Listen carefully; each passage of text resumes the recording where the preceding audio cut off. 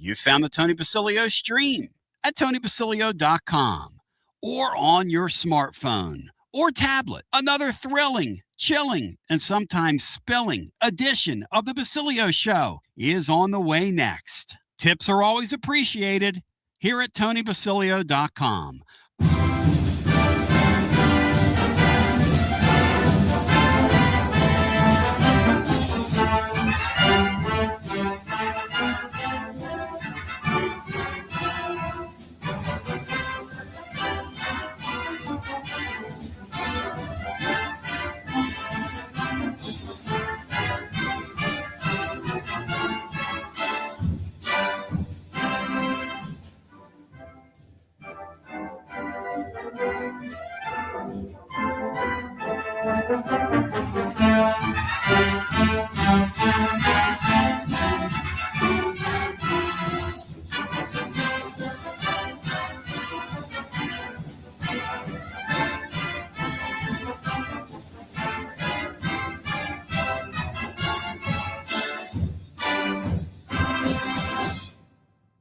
You're listening to FM 105.7 and AM 1340, WKGN Knoxville, and W289CU Knoxville, Fan Run Radio.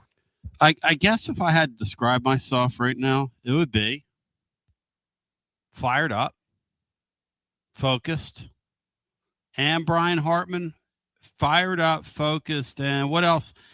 What else comes to mind today, Bri? Fired up, focused, and what's that word I'm looking for, Bri? What's that word I'm looking for, Bino? What's Pump. that word? Pump. Fired up, focused, and pump today. Bino, you know why I'm pumped? Because I owe you 50. And I'm going to get on the ground at some point today and give you my 50. I'm going to give you my 50 today, Bino. Are you pumped? I'm glad you can still do 50, Tony. And yes, I'm pumped. I might have to break it up into 25. So I'm generally doing like 30, 35 right now on the ground. Do you ever do that, Bino? When you're doing your push-ups, what's your number, Bino? I do like 30, 35. I've quit doing push-ups, Tony. Really? I did a lifetime of them, but my elbows and my shoulders have said you probably need to find something else. So, Bino, here we are. I got one more week in the town where I grew up, and then I'm going to the beach next week. Should I take a few days off, Bino, while I'm at the beach, or should I work while I'm at the beach every day? Put the video up and just lean into it. What would you do if you were me? Tony, you know what I would do. I would be off every day I was at the beach. Well, with you, I'm in good hands with Allstate.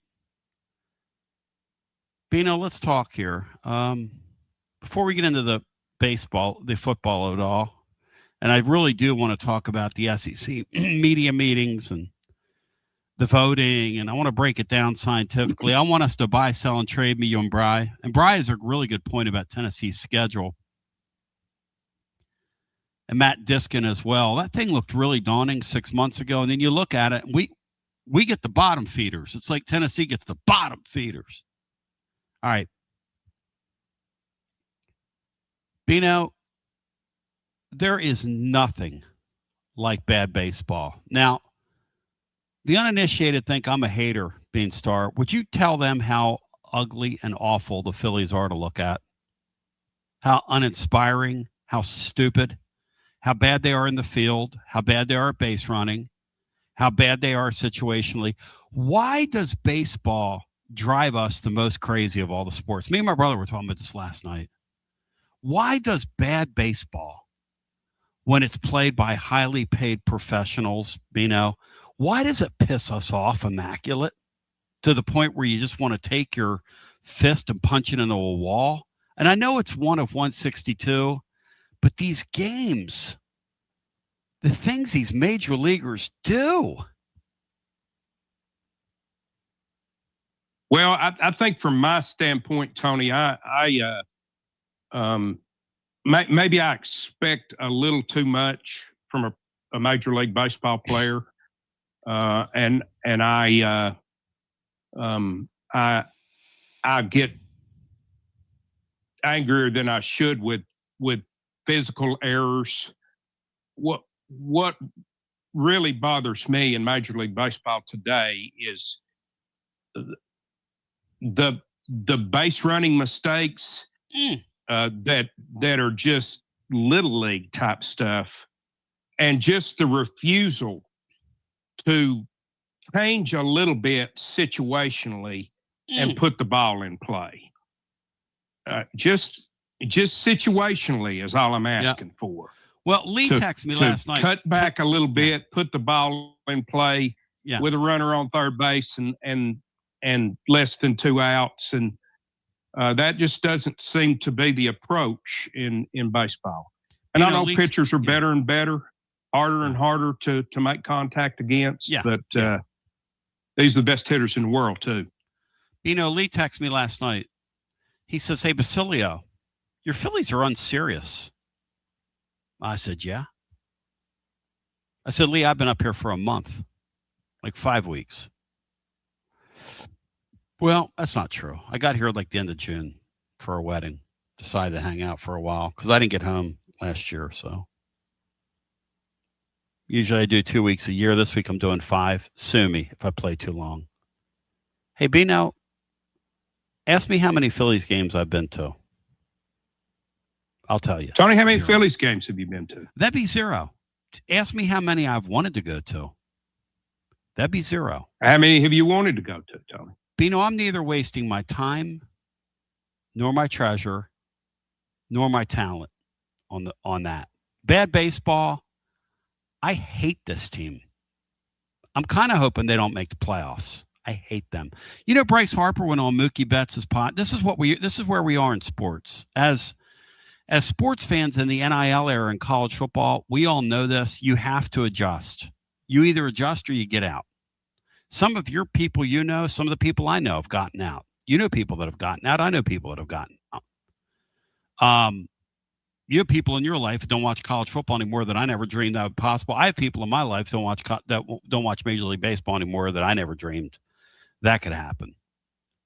So Bryce Harper goes on. You tell me, Bino, you've been around this your whole life, and then we'll get into the SEC. But I just want to talk about this.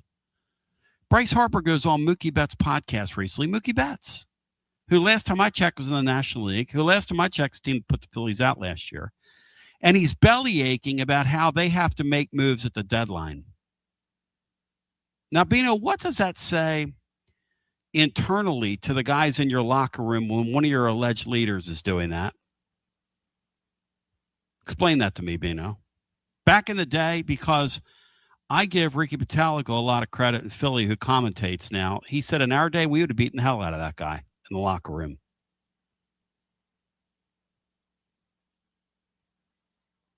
Yeah. I guess, Tony, that's what you expect out of a world where current players have a podcast and have current players from another team on their podcast. That's right. I mean, I don't even understand that. That's right. It was bad. It's bad enough, back in the 80s, they say, well, these guys share agents, and they don't have the edge that they played with in the 70s. Those guys out there trying to kill each other, which, that's 60s and 70s. You had Johnny Roseboro breaking smashing a bat over, was it Campanella's head, Bino? At the plate? That's Juan Marichal on Juan Marichal. You had on Johnny Roseboro.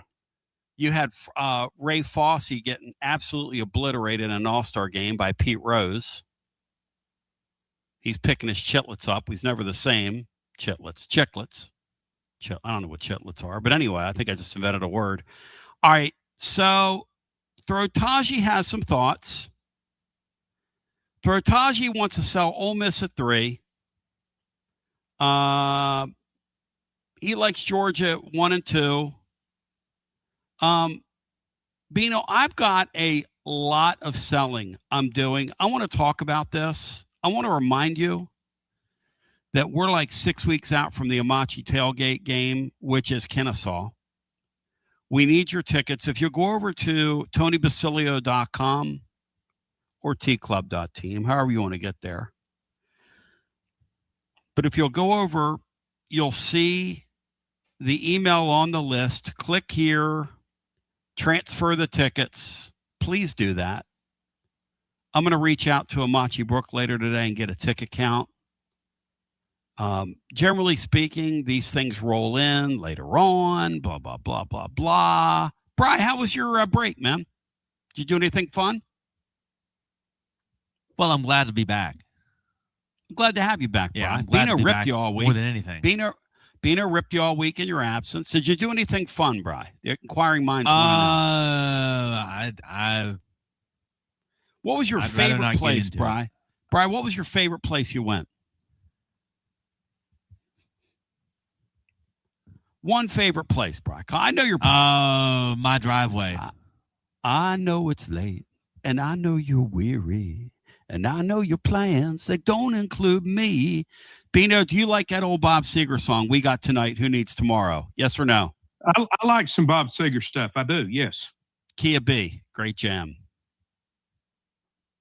Turn out the light. Come take my hand now. Nega Dave's in the chat. Bino dunking on a Cubs fan. He says, hey, Sam, it's going to be another 100 years till the Cubs win another World Series. I think Nega Dave's Cardinals are catching the Phillies this year. What don't the Phillies have? First of all, they don't have a mind. Secondly, they don't have relief pitching besides a closer. Thirdly, they are only lacking a left fielder, a center fielder, a shortstop. This is in the field now. Ask Bino if I'm lying. They lack a left fielder, they lack a center fielder, they lack a shortstop. Bino, what do you think of this Trey Turner guy at shortstop? What's your read on him? I'm really surprised he hasn't been a better player in Philadelphia, Tony. He's brutal. I thought he was a really, really good baseball player. Yeah. He hasn't been there. He's brutal. Okay.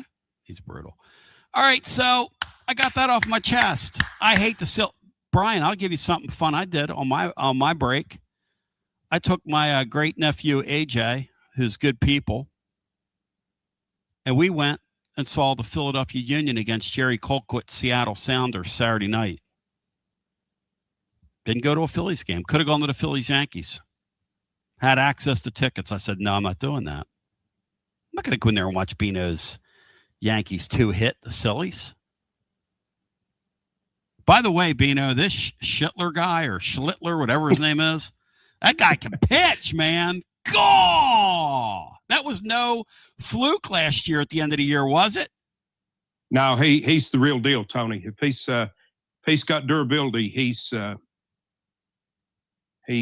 to be special. Hey, Bino, Calhoun's Carp said something that I think is racially insensitive, and I want to know if you believe this true, too, and then we'll on the other side, and I want to hear from you at 865-200-5402. Who you buying, who you selling, who you trading in the league? I don't know what to do with the SEC this year. 3-8 is a glut of teams. I think the Vols can make the playoffs. I'm kind of mad at them for not going out and getting a quarterback and making a run at it this year. That's just me, because I see a wide open league. Then again, back in the winter months, I was saying I'd rather stock up, let the young quarterback play and let's see what we have. So you can't have it both ways, Tony. Yes, I can. Actually, I can. It's a woman's prerogative to change her mind. It's a talk show host prerogative to play both sides of the fence and be damn good at it. And I happen to be very, very good at it. Now, that said,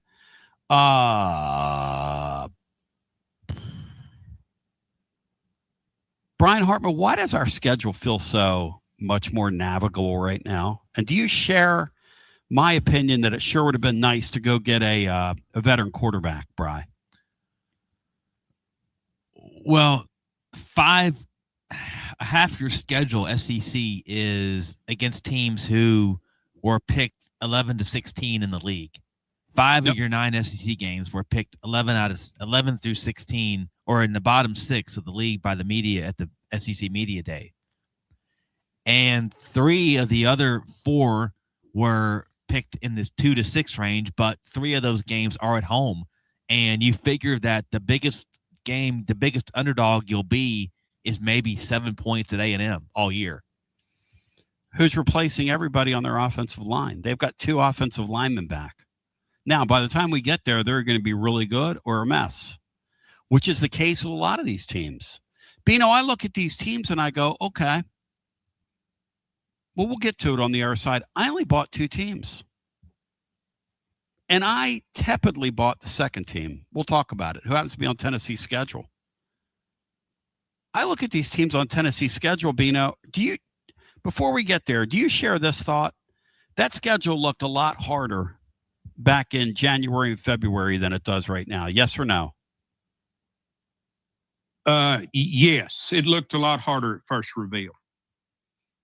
Now, are we talking ourselves into this like stupid sheep and we're going to walk into an ambush? Or is that a realistic take? Because I have people in here saying you guys are really dishing out the hope on a rope today. Where's Mark Pope? He's on a rope. But where's the hope? The hope could be on a rope. Bino, do you agree that we're dishing it out today?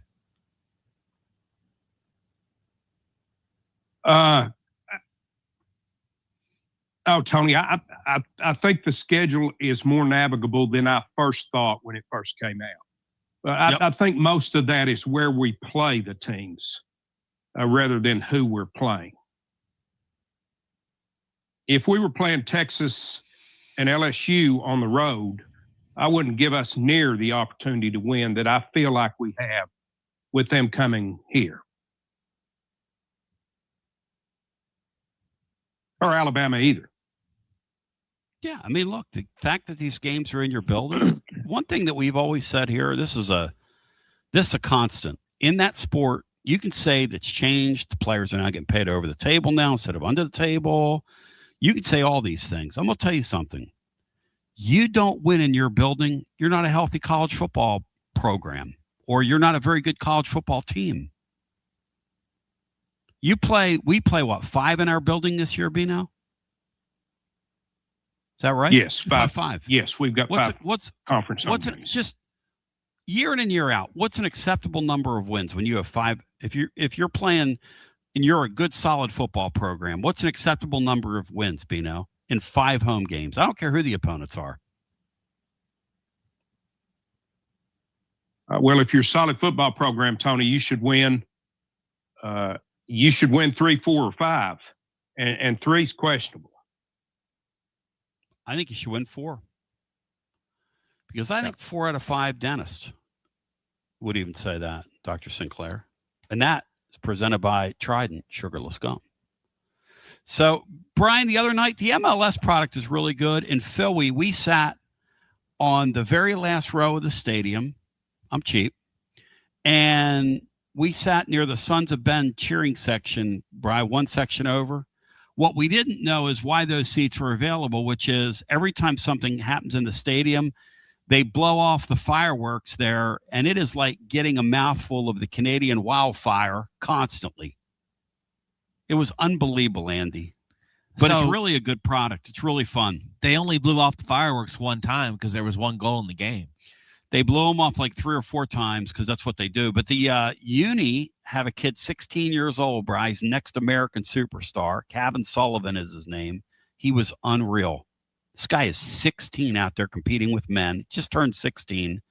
He's property of Man City already, Bry. They signed him when he was 14 years old. He's been competing with the pros since he was 14, Bry. Anyway, I just hope he doesn't burn out by then. File that name away.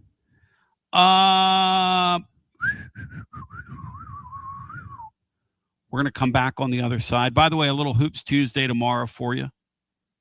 We're going to go inside Tennessee's worries at big man.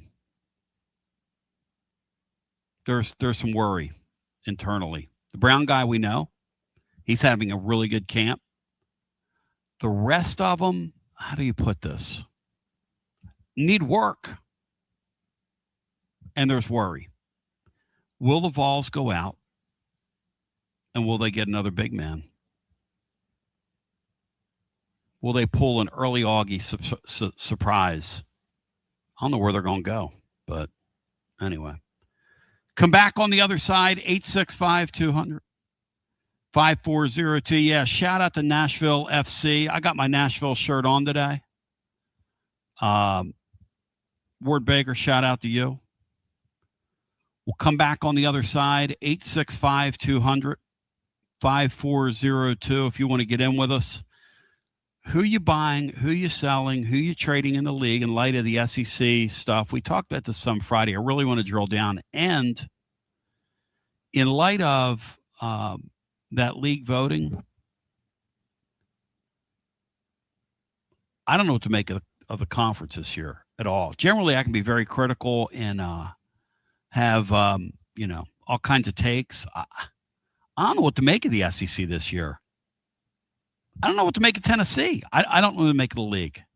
But we'll kick it around the horn, and we'll get you involved as we continue with more after this. Life never stops moving. And between the 30-minute commutes, daycare pickups, weekly soccer practice, Tuesday night yoga, X number of coffee runs, and that weekend trip to grandma's, you're racking up the miles. What you need is a tire that can keep up. A tire designed for doers. A tire that's going to last. Like the exceptionally long-lasting Michelin Defender tire. With an 80,000-mile warranty and the safety and comfort you expect, you can forget all about the miles ahead and focus on getting to your destination or conquering your to-do list. Fleet Tire, I-275 exit 1B at East Woodland Avenue in Knoxville. That's Fleet Tire, I-275 exit 1B at East Woodland Avenue in Knoxville. Fleet Tire.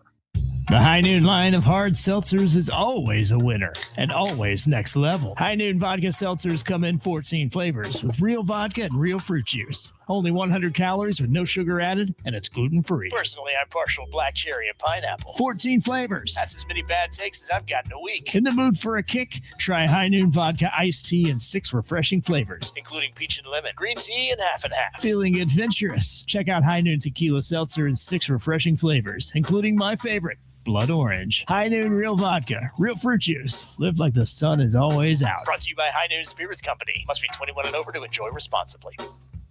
Are you tired of hiding your smile because of crooked teeth? At Knoxville Smiles, we've got the perfect solution. Invisalign. No metal, no wires. Just clear, comfortable aligners that straighten your teeth without anyone noticing. Eat what you want, smile with confidence, and see results in as little as 6 months. Call us today for more information about Invisalign, 865-539-1776. Or just visit us online at knoxvillesmiles.com. Smile brighter with Knoxville Smiles. Baseball fans, it's time to step up to the plate. Look your best. Get some new Tennessee gear from Alumni Hall. Alumni Hall has the best selection. Top brands for you to choose from this season. Look, it's nice and warm outside. So get into any of their 6 air-conditioned East Tennessee locations. Shop online, download the app, grab your Tennessee baseball jersey, your hat, your decal, maybe a t-shirt, and they have so much more. Earn $10 in rewards for every $150 you spend. Go Vols and shop Alumni Hall, your ultimate Tennessee shopping destination.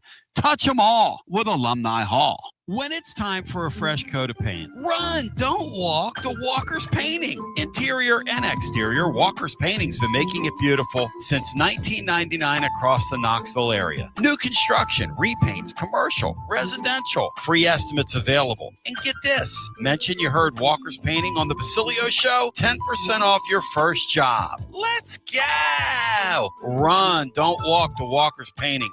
865-688-1410. That's 865-688-1410. Walker's Painting, making it beautiful since 1999. Check out the ad at the blog at tclub.team. Walker's Painting. Inward Half is committed to the game and the memorable moments that happen in between. From the tee box to the tailgate, from the green to the big game. For the first birdie with Dad, the first big win with Mom. Friday night lights, Saturday superstitions, Sunday traditions. Fall into the comfort and unparalleled performance of Inward Half. This fall, enjoy the walk-in. It's the hottest post-game show on the planet. Garza Law. Fifth quarter fan reaction. Fan reaction. As soon as the final gun sounds, we're live. with Gary Sturm. He's with Mortgage Investors Group, making our community a better place every day. Gary, you've been at it 32 years, man. Yes, Tony, I've been at Mortgage Investors Group for 32 years. We've known each other since, back in the 80s, right? And we've gotten to know each other recently as our family has gotten involved with another mortgage. Through that whole process, you were a prince, just like Jeker. When he called you at 3 o'clock in the morning after a Tennessee loss, you've been giving your phone number out for a couple decades. And why is that, Gary? This is the biggest financial decision you're ever going to make. You don't want to trust somebody online, some 800 number. You want to call somebody like myself that's going to give you my number, and you can call me anytime. I'm there to help you. I'm here to help you and your family, and I appreciate that. I appreciate your trust in me. You can call me anytime. You can be like Jeker and call me at 2 a.m. and complain about the Vols just like he did. I'd rather you call me about a mortgage, but that's okay. If you want to cry about the Vols, we can do that too. I'm a Vol at heart. You know that. And if you want to come in and meet with me face-to-face, I'm here. If you want to do it online, I'm here. That's fine. If you're curious if you can qualify to buy a house, people know the housing market's tough. That's what I'm here for. There's no obligation. You can call me anytime. I get you pre-qualified. Or maybe you've got a mortgage and you're thinking about refinancing. Maybe you want to shorten the term. Maybe you want to go to a 15-year. Who knows? But again, that's what I'm here for. It's what I've been here for 32 years. My number is 865-660-2648. It's 865-660-2648. Gary Sturm at Mortgage Investors Group, going to take great care of you. Got a plumbing or HVAC problem at home?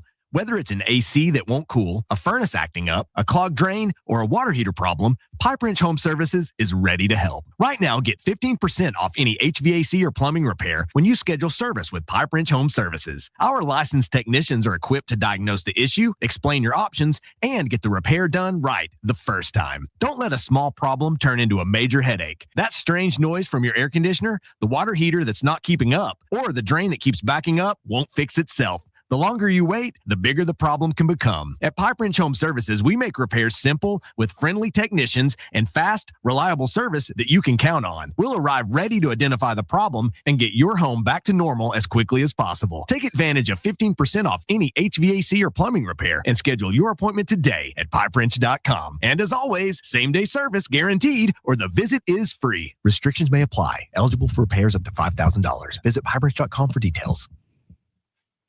TB back with you, 865-200-5402. You CJ, you fire me up, focus me, and prepare me. As I welcome you back, this is your Basilio show. By the way, 3 items of interest from the world of college football. 1, Stanford football players have established the first chapter of the College Football Players Association, a move intended to create a foundation for unionization, collective bargaining.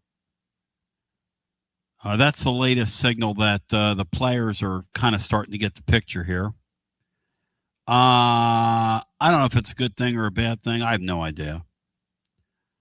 The second thing is, because, the second thing is that Mike Lombardi, no relation, has been put on administrative leave pending an investigation at North Carolina. And the third thing is that one of the lead scouts internally at Alabama over the weekend got arrested for human trafficking. Just another day in college football, Bino. Just another weekend of the sport we love, man. Yeah, Tony, I looked at that at first, and that headline about the Alabama administrator was, it made it look like that he was the head of their collective, and he was also involved in human trafficking, when really I believe he was a contributor to something that similar to VolQuest down there, who was actually a John that got caught up in.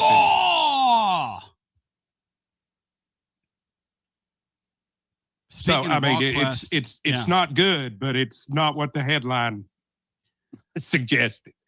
Speaking of VolQuest, Brent Hubbs is predicting that Tennessee fans are going to be upset in January because he believes that Tennessee's going to run out of money trying to retain what they have on their roster, and they're not going to sign as many players in the portal. Tennessee currently has 18 players committed in the 2027 class. And X said this. X said that they're going to have trouble not going higher and higher. He said because it's hard for old dogs to learn new tricks and for Heupel to let it go. I've been predicting that the strategy is to get more involved in the portal. Here's the thing about any of these strategies. The head coach always has to sign off on it. You and I both know that, Bino. It's kind of like the conversation about the starting quarterback. It's a fait accompli that the starting quarterback is going to be the true freshman, except that decision rests with one, if I can use a Butch Jonesism, one individual. And not, Brian, the 12th individual, but one individual. But the Hub says, Brent Hub says, I think everybody's looking at the class that DGG's in as a small class. He was on the Zone with Ramon and Will. He said a lot of fans will say, well, Tennessee's going to go big in the portal. They're going to spend a ton of money in the portal. He said the reality is Tennessee's going to spend a lot of money in retention at the end of the year. Well, they got a lot of needs on defense next year, Brent, and anybody else that's listening. So it's going to be very interesting. But let's, without further ado, 2026 is in front of us, and that's what we're discussing today. Bino, the media voting with points and Bry. Georgia, Texas, Ole Miss. Bino, I bought Georgia at 1. I believe Georgia is the program in the league. I think they're the closest thing that the league has to an elite football team this year in that sport. I think they're the closest thing that the league has to an elite program. I think Kirby Smart is a superior coach to anybody else out there. And until proven otherwise, I'm picking them to win the league. Georgia's an easy buy, Tony. As you said, I think they've got the best coach in the league. They're the most established program in the league. They bring back 15 starters.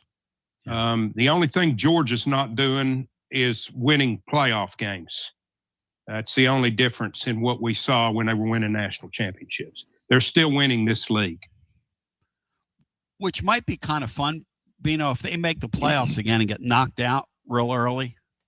Just piss their fans off. You know, you can have some things, but you can't have everything. Maybe they'll be the test case. Maybe 4 or 5 years in a row they get knocked out early in the playoffs. Maybe they run Kirby out of there.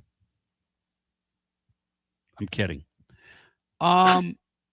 So Texas, Bino. Texas was a close 2 to Georgia. Man, I just don't know what to make of Texas. I don't trust Texas. But somebody has to finish second in the league, and I can't find anybody else to finish second in the league. So I'm going to buy Texas there. I'm buying Texas as well, Tony. They Georgia and Texas have the best rosters in the entire league, and I think they bring back 11 starters. I'm not the biggest Sarkisian fan. But I think he had won 10 games there the 2 years prior to last year, and they had 3 losses, probably inexplicably. I think Arch is going to be better from start to finish this year than he was last year. I think they've got more around him. So I'm buying Texas. Brian, here's where the rubber meets the road. Brian, what do you think of those two right there up top? Brian Hartman. I don't think there's anybody else you could put in the top 2 spots, given what every other team has. There's so many questions about the others that who could you possibly put who else could you put there? Yes. Yeah, you're eating, Brian. What are you eating? You left me a lifesaver. Is it any good? A lifesaver. Yeah. Not bad. Not bad. So the mic's going to smell really good. I'm mixing a little watermelon with my water with a little Gatorade, something. All right. So I look at the college football playoff that's gone to 12 teams. And I ask the following, okay? How many teams from the SEC right now can we expect to get in this year? Brian, since they've expanded to 12 teams, and we only have, 2 playoffs to go on, right? First year the Vols got in. Last year they missed. And each year the SEC had how many teams in, Bri? 3? They had 3 and 5, I believe. 3 and 5. Okay, so an average of 4. Thank you. Bino, how many SEC teams this year? I'm going to say, Tony, that there are 5 SEC teams that make it this year. Wow. That's pretty significant, and here's why. This is where the thing gets murky. This should not be where it gets murky, but for me, this is where it gets murky. This is where my selling starts.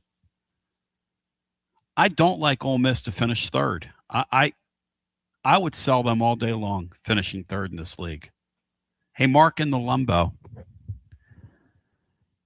I want you to hear me loud, and I want you to hear me clear, because I know you're into this Ole Miss thing, and it's like a fascination of yours, and Neil McCready and all this stuff. Pete Golding will be out of there in 2 years. And somebody going to feel this. Okay. He's not Lane Kiffin. They're not going back to the playoffs. They're not finishing third. And Ole Miss is going to go back to being Ole Miss. They can spend all the money they want. It is not going to happen under him. Sell, and sell. Bino, Jeff, what you say?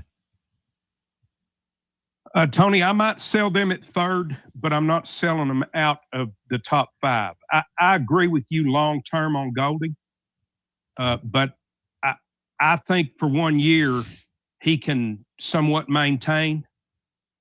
He's going to have he may have the best quarterback running back combination in the country, and I know their offensive staff isn't going to be anywhere close to what it was before, minus Kiffin, minus Charlie Weiss Jr. But that forgives a lot of sins when you've got the best quarterback running back combination, maybe in America. I think for 1 year that he keeps that rolling at Ole Miss, but I'm not buying beyond the 1 year. All right. And they return 12 starters, Tony. They're just starting a lot of teams in this league that are returning that amount of guys from a winning a team that's won 10 games over a couple of years, 10 or 11. Guy's never again, been in I that think seat. for 1 year he keeps it on the rails. The guy's never been in that seat, Bino. No, Who's he going to turn to when it all comes down? Who's he going to run to? You turn that thing around. Kind of like Tony Vitello. Bino, Tony Vitello is getting blasted right now, by the way, by some people. How predictable was that? That the glitterati, the Major League Baseball establishment is dunking on him right now? Yeah, I mean that was really predictable, Tony. It was also predictable that he would have some issues from a management standpoint of just never spending a day in professional baseball. So that was a recipe for disaster from the start, because they were going to nitpick him more than anyone that's ever been in that spot, because he was not one of theirs.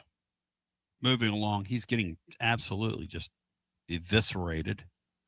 he was never going to get any type of honeymoon Grace. that they would give someone who came up through the ranks in professional baseball. He was not going to be given that courtesy. In fact, Bino, they're rooting against him. Yeah, I would guess that's correct, too. It's a bad baseball team he has. But, all right, moving along here. Hey, Tony, Brian real Hartman. quick on Ole Miss. Yes. The only thing that gives me pause, other than Pete Golding never being a head coach at any level, is they won 6 one-score games last year. They were 6-1 in one-score games, and that almost never comes in pairs. Almost never. It usually corrects itself. Brian, Ole Miss, where are you? I don't think they'll be third, but long term, Ole Miss fans are going to expect whatever Kiffin was doing to continue, maybe unrealistically. So they might, depending on what the first year looks like, if it goes fairly well, they might be more likely to put some more money behind Pete Golding. If it doesn't, that money's going to dry up really quick, what they've been doing. Yes. Yes. That's the thing about it, Brian. Bino better be right, and he better win right away, or his money will dry up. There is pressure. There's going to be pressure to at least right away to be ranked, stay relevant. Because as Bino eloquently says, they've got one of the highest number returning players in the league, with the quarterback who won the court case. And here's the thing about it: you're going to slip early in the year. How do you handle that? You're going to make a bad decision during a game. You got the big headset on now. If it's one thing to be kind of cute and be fun during the playoffs and have a little run and all that, that's fun. But this is going to get real now for him. If they beat LSU, that could spark. That'd be huge. Yep, that's going to be a loser leave town match right there, early in the season.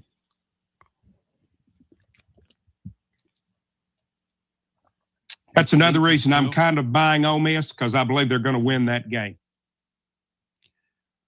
Which leads us to Texas A&M. Now, we unpacked them earlier last week with Olin Buchanan, and he shares that they have 2 offensive linemen returning on their roster, 10 new ones. The 5 that will start will have never played a game together. By the time Tennessee gets to them, they're either really good or terrible. We've seen this before. This can work out. It doesn't always work out. Mike Elko is a very good coach. I don't like them at 4. I'm selling them at 4. I don't like them there.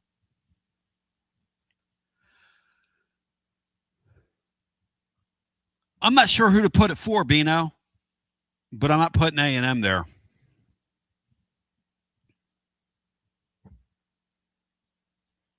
A huge turnover, Tony. But it's an era of huge turnover. Yep. Huge offensive line turnover. But it's an era where you can go out and get developed players. And I know they have to be in sync with their teammates, and that's a difficult thing to do. But it's easier to do with veteran players that you've picked off someone else's roster, which they've done. I think they got 3 starters from out of the transfer portal from other schools. I like Mike Elko. I would probably sell Texas A&M if I saw anybody below them that I was buying more than them, and I'm having trouble finding that team. I'm telling you, I don't know, and I'm being 1,000,000% honest here. I don't know what to make of the league. No, it's hard. Because here's the conundrum. Here lies the conundrum. Trying to make sense of the league. I've got Texas and Georgia, and Georgia I'm leaving up there at 1. Texas, reluctantly, I've got a 2. I don't know if I 5,000% believe in Texas. I know they're talented, but you could also see a scenario where they get their wheels kicked out from under them early. Sarge Manning guy, I know everybody's got his name, and he's penciled in as a first-round draft pick. The SEC got it right. The number 1 quarterback in the league is that kid at Ole Miss. But he's working for a new head coach this year. See, the knowns aren't so known this year in this league. I don't remember a year like this. And Bino, if you're right, if this is a 5-bid league this year, that leaves it wide open. But let's move along. Brian, are you buying or selling A&M? I seem to have a higher trust in Elko than any coach A&M has put out there recently. I agree with that. So good. I would buy them just because of that alone. I don't know that they can get through that ceiling that will allow them to be a real championship contender. So I can't buy them that much, but I'll buy them at 4 in the SEC. I move along. The number 5 team is your Fighting Tigers from LSU. It's a 3rd consecutive team I'm selling in the spot they're in. And I'm doing so with the blessing of Ron Higgins, who said there's no way they're finishing 5th in that league. He thinks they'll be 8th or 9th. And he thinks they'll be on Kiffin like white on rice after that happens. Beanstar? Tony, I'm on really dangerous ground here because I'm basically I'm buying the top 2 to finish right where they're at, where they're predicted to finish. And I'm buying the next 3 as 3, 4, and 5. I just don't know who's going to be 3, who's going to be 4, and who's going to be 5. I'm again, tremendous turnover at LSU. That's just right down Kiffin's alley. If anybody can come in and totally remake a roster and go out there and make it work, it's Kiffin. It's the way he's operated ever since the new climate appeared. I think he's one of the top coaches in the league. I think he knows players. I think he can evaluate players.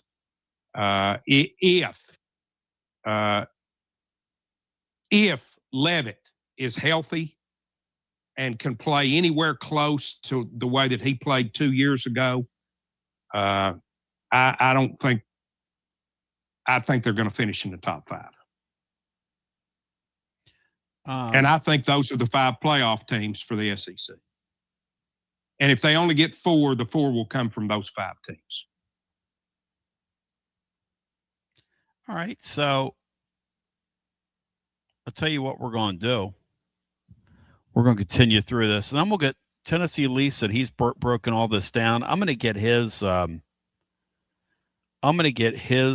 thoughts on this as well in our next segment. And I want to hear from you at 865-200-5402. Who's right, me or Bino?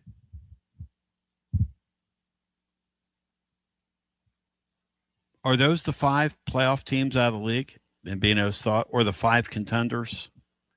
Or will the likes of Alabama, Oklahoma, Tennessee enter the year with an opportunity to jump in there and take the place of Ole Miss, A&M, LSU? Because that's what I believe. I'm reluctantly keeping Texas at 2. I don't know what to make of the next 3. Now, Bino has good reasons for believing in these teams, because I do think the next 3 teams do have the best football players and the most players. Put it to you this way. I'm not loving Levitt, but if Tennessee would have won the Levitt sweepstakes, they'd be in that spot instead of LSU right now.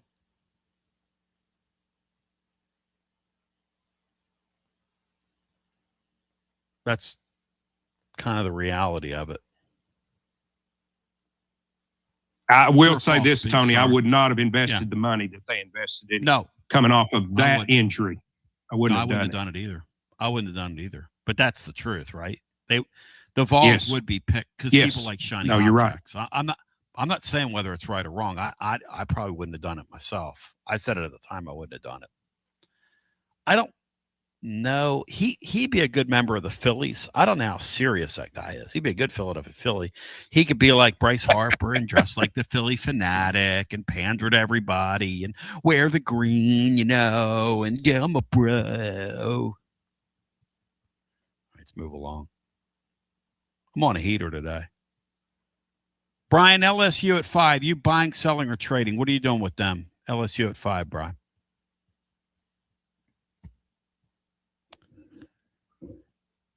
The thing that would keep me from buying is their schedules. They got to go to Alabama. They got to go to Ole Miss. They got to go to Tennessee. And I think they just have 4 home games. And Texas A&M are 2 of those. So their schedule is not easy. Sell, Brian.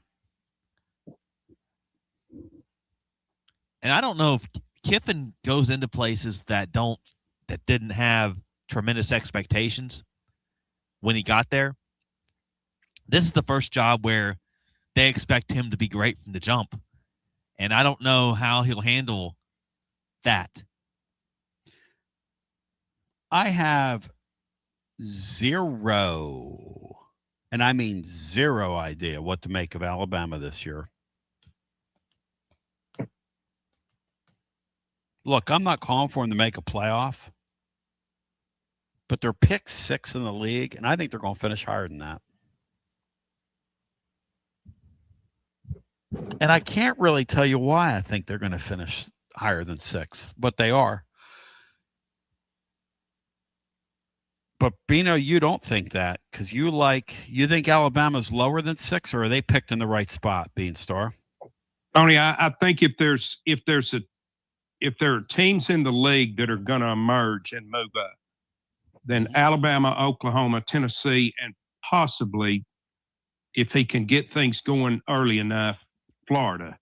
I just don't have enough faith in any of those teams to overtake the ones that are picked in front of them. Alabama brings back 1 offensive starter coming off just a drubbing against Indiana. I just don't believe they're going in the right direction. I'm not terribly confident in anyone that I talked about other than Georgia and Texas. But I've got more confidence in them than I do the teams that I think might take their place.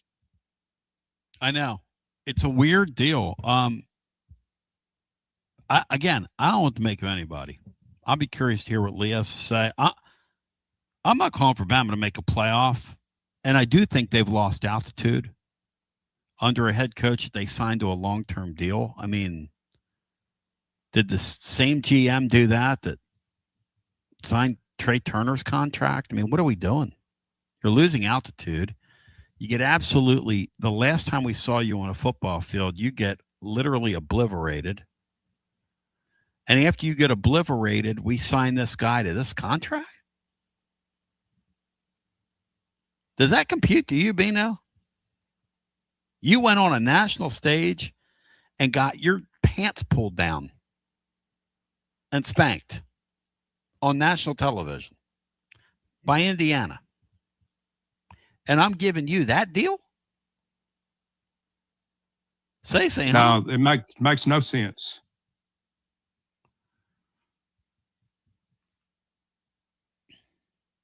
The SEC has Oklahoma number 7.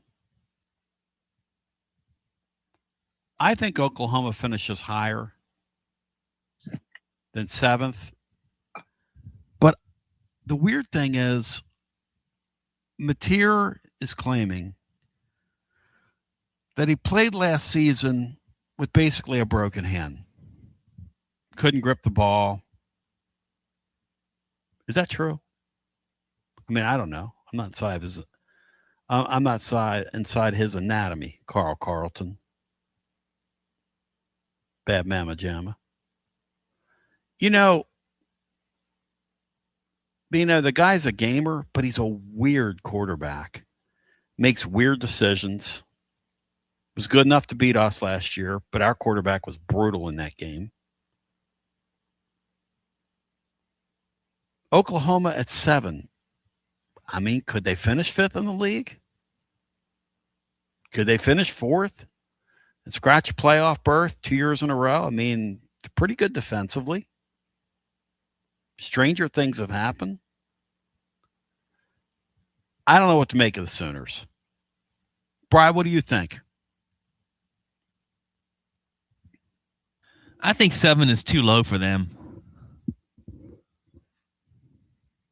Yeah, that was my sense. I think they finished 5th maybe in the league. That's what I wrote today in the blog. That's kind of my sense of them. But who knows? Maybe Crazy Eyes is the first out the door, man. Cat scratch fever. He looks like Ted Nugent. Maybe he's the first out. Maybe the thing blows up on them. The deal with the league this year is, I feel very certain, it's going to be a real fight in the middle of this league. A bunch of these teams play each other. They're going to be a bunch of really interesting football games with a multitude of potential outcomes each week. Bino, even Georgia at the top being great, even Texas number 2 being very good, are still week in and week out pretty beatable compared to past 1 and 2 teams we've seen at the top of this league, I believe. Well, the Vegas totals show you that with the 9.5s. You don't have 11s like you once did, Bino. Yeah, and I think that's the way it's going to be going forward, Tony. I just think that's a product of distribution of talent throughout the country due to NIL and transfer. I mean, you're not going to have the Georgias and Alabamas of the past. When we come back, what to make of the Tennessee Volunteers? What do you make of, as we talk about these 5 teams here? Is Bino right or am I right? Are the 5 going to stay status quo? Or is there going to be some movement in there? Bino said he believes, and he doesn't know what the order is going to be, but Georgia, Texas, Ole Miss, A&M, and LSU in some order are going to be your top 5 teams at year's end.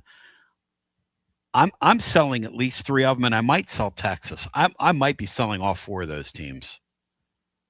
Now, I'm not saying Texas won't make a playoff. I don't know how Texas would miss a playoff. I guess a good way to start would be to lose the Ohio State game like you did last year, which throws you into, you better get Mako. But we'll come back on the other side. Want to hear from you on this glorious day. What to make with Tennessee.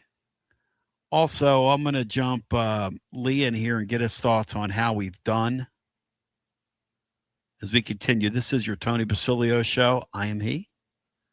Jeff Henderson's alongside. We're going to open up the high noon hotline on the other side.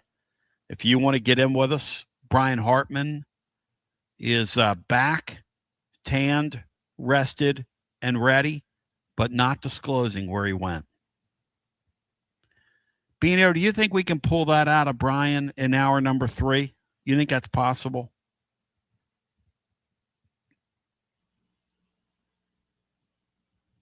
Yeah, I think there's a You know? possibility of that, Tone. Tony's Anything's fifth possible chin, on the Basilio show. Tony's fifth chin just said, Tony is an old clown. Well, that's harsh. I know. I would block him, but he looks like he needs friends.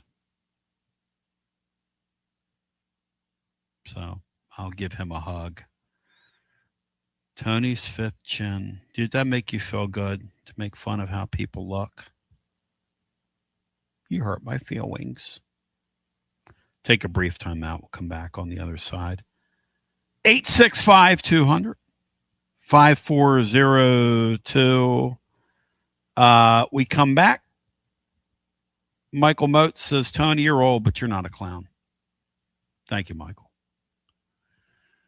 As we continue with more on the other side, I'm not old. Old is an attitude. I know people that are 30 that are old. Bino's not old. Bino gets up every day, moves. People, gotta keep moving. Bean, I will say this: a key to life is to keep moving. Do you agree with that, Bean Star?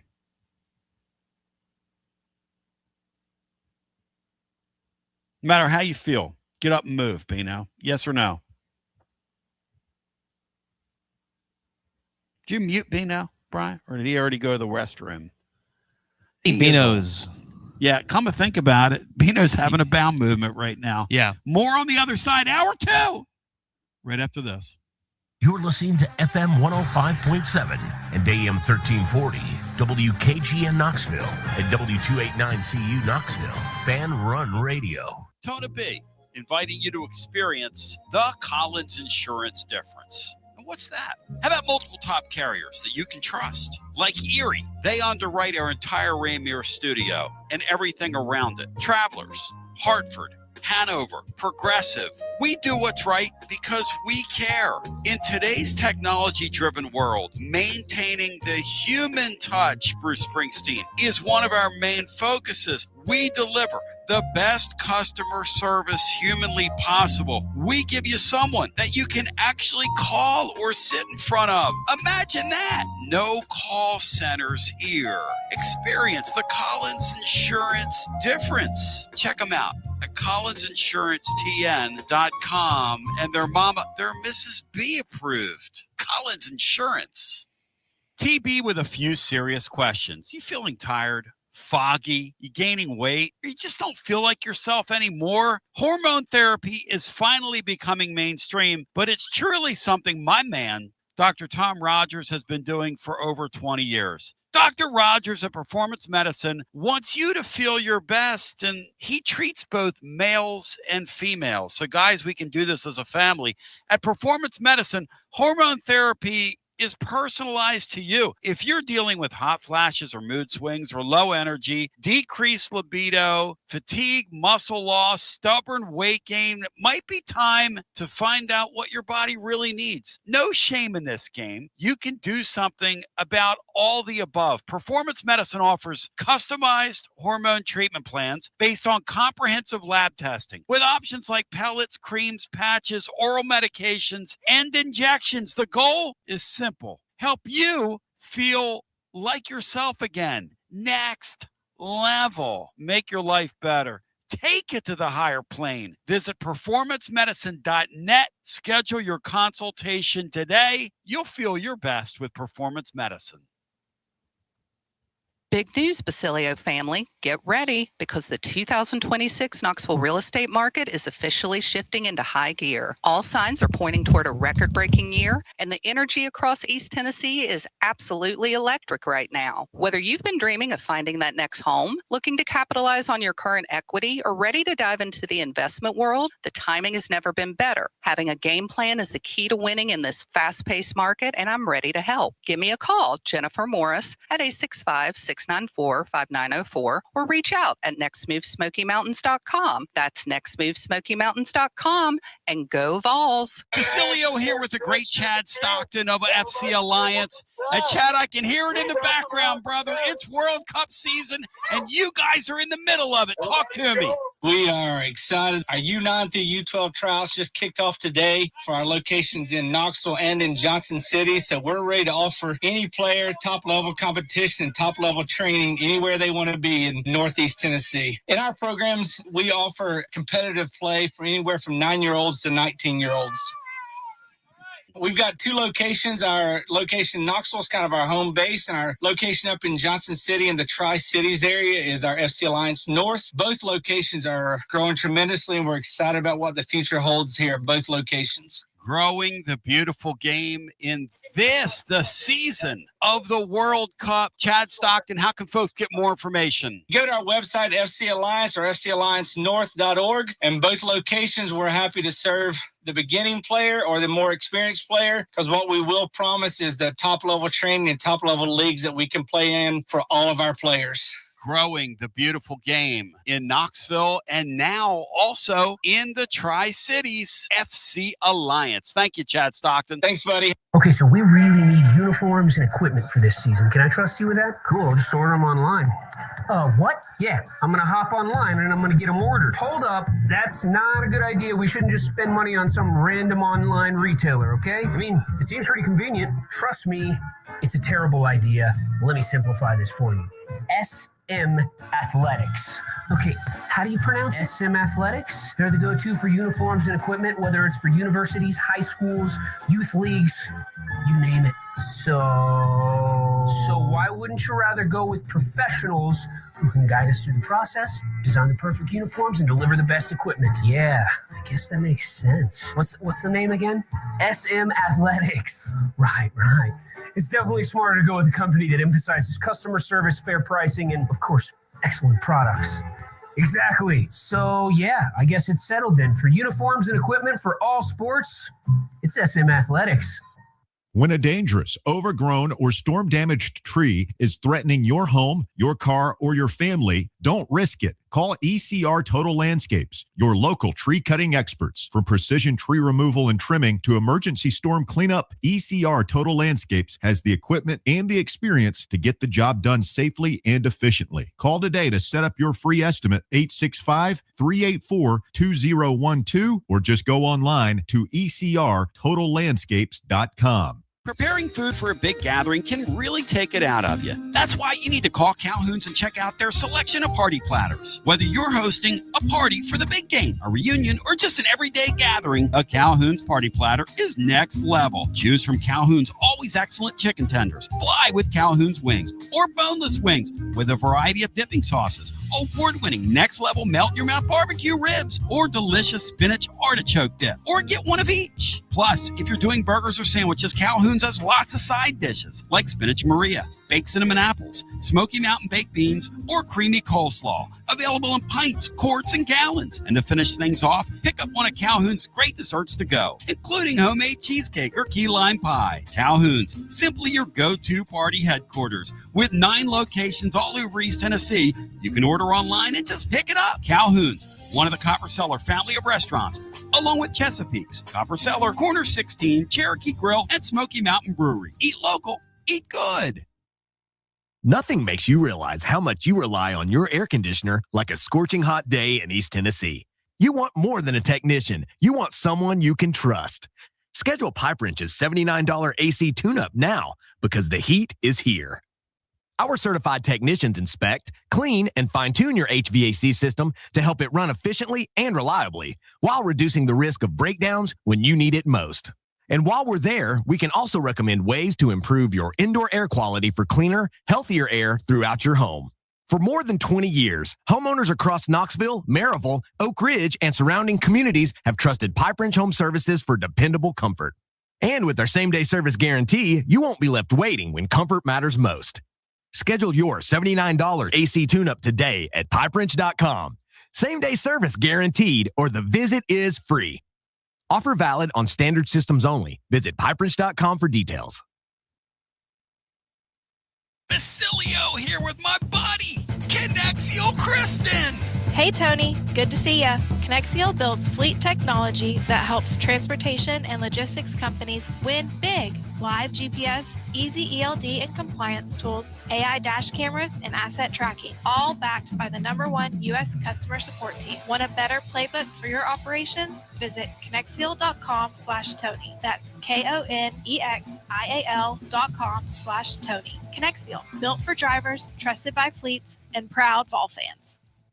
Yeah, it's the beginning of the week, so there's not much to do in Knoxville, right? Wrong. Get out to Covenant Health Park because your Knoxville Smokies have Taco Tuesday and All You Can Eat Wednesday with all the good food you can eat for less than $20. And that includes game tickets. Sweet. Thursdays, get your drink on with Thirsty Thursday and half off draft beers. So beginning of the week blues, no more. Get your tickets now at SmokiesBaseball.com. Knoxville Smokies!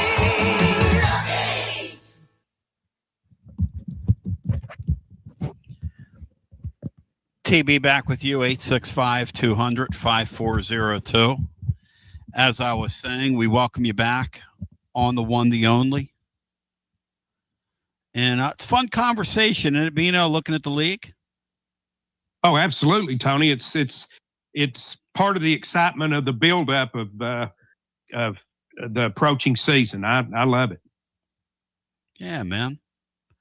And the league, I don't know that at the top it feels wide open. I'm not sure if that matters anymore.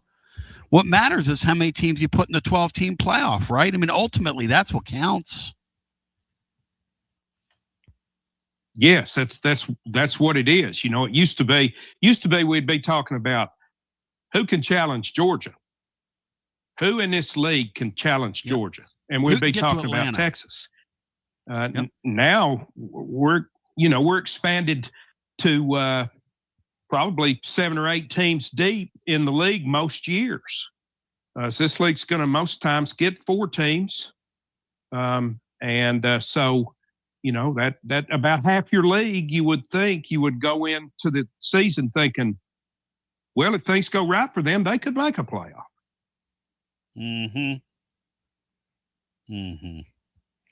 And ultimately, that's kind of the difference in the league. Now, you know, the regular season still matters. It's just a different focus. Personally, I don't care about winning the SEC. It means nothing to me.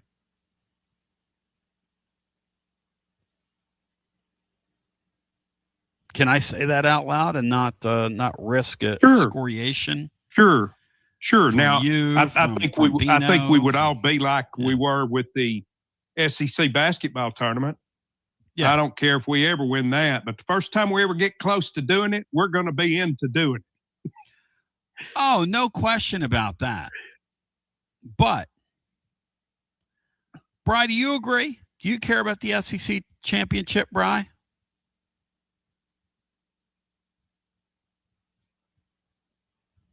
I might care a little bit more about it if they did away with the game and didn't make you play an extra game when you have 4 rounds of playoffs, potentially, maybe more. Oh, I see what you're saying. In other words, if you do away with the championship game, you'd get it.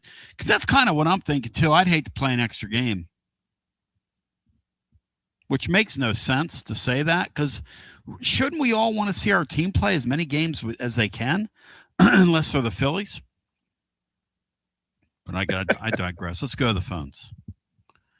And we'll get as many people in here as humanly possible. Yeah, Casey Clausen's arm hair just said, are you talking about wanting less football? That's right. I stopped myself. Connor Kent. Tony, I love your Nashville SC shirt. Oh, yeah, man, I'm repping. They're up top. They're up top of the table, Bino. You know what the table is? You know how that works? The top of the table? No, Tony, I do not.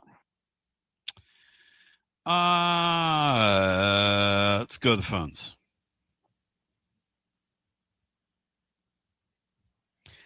Michael Moat said, Tony, for the record, I think your fifth chin was calling me an old clown. Oh, I'm sorry, man.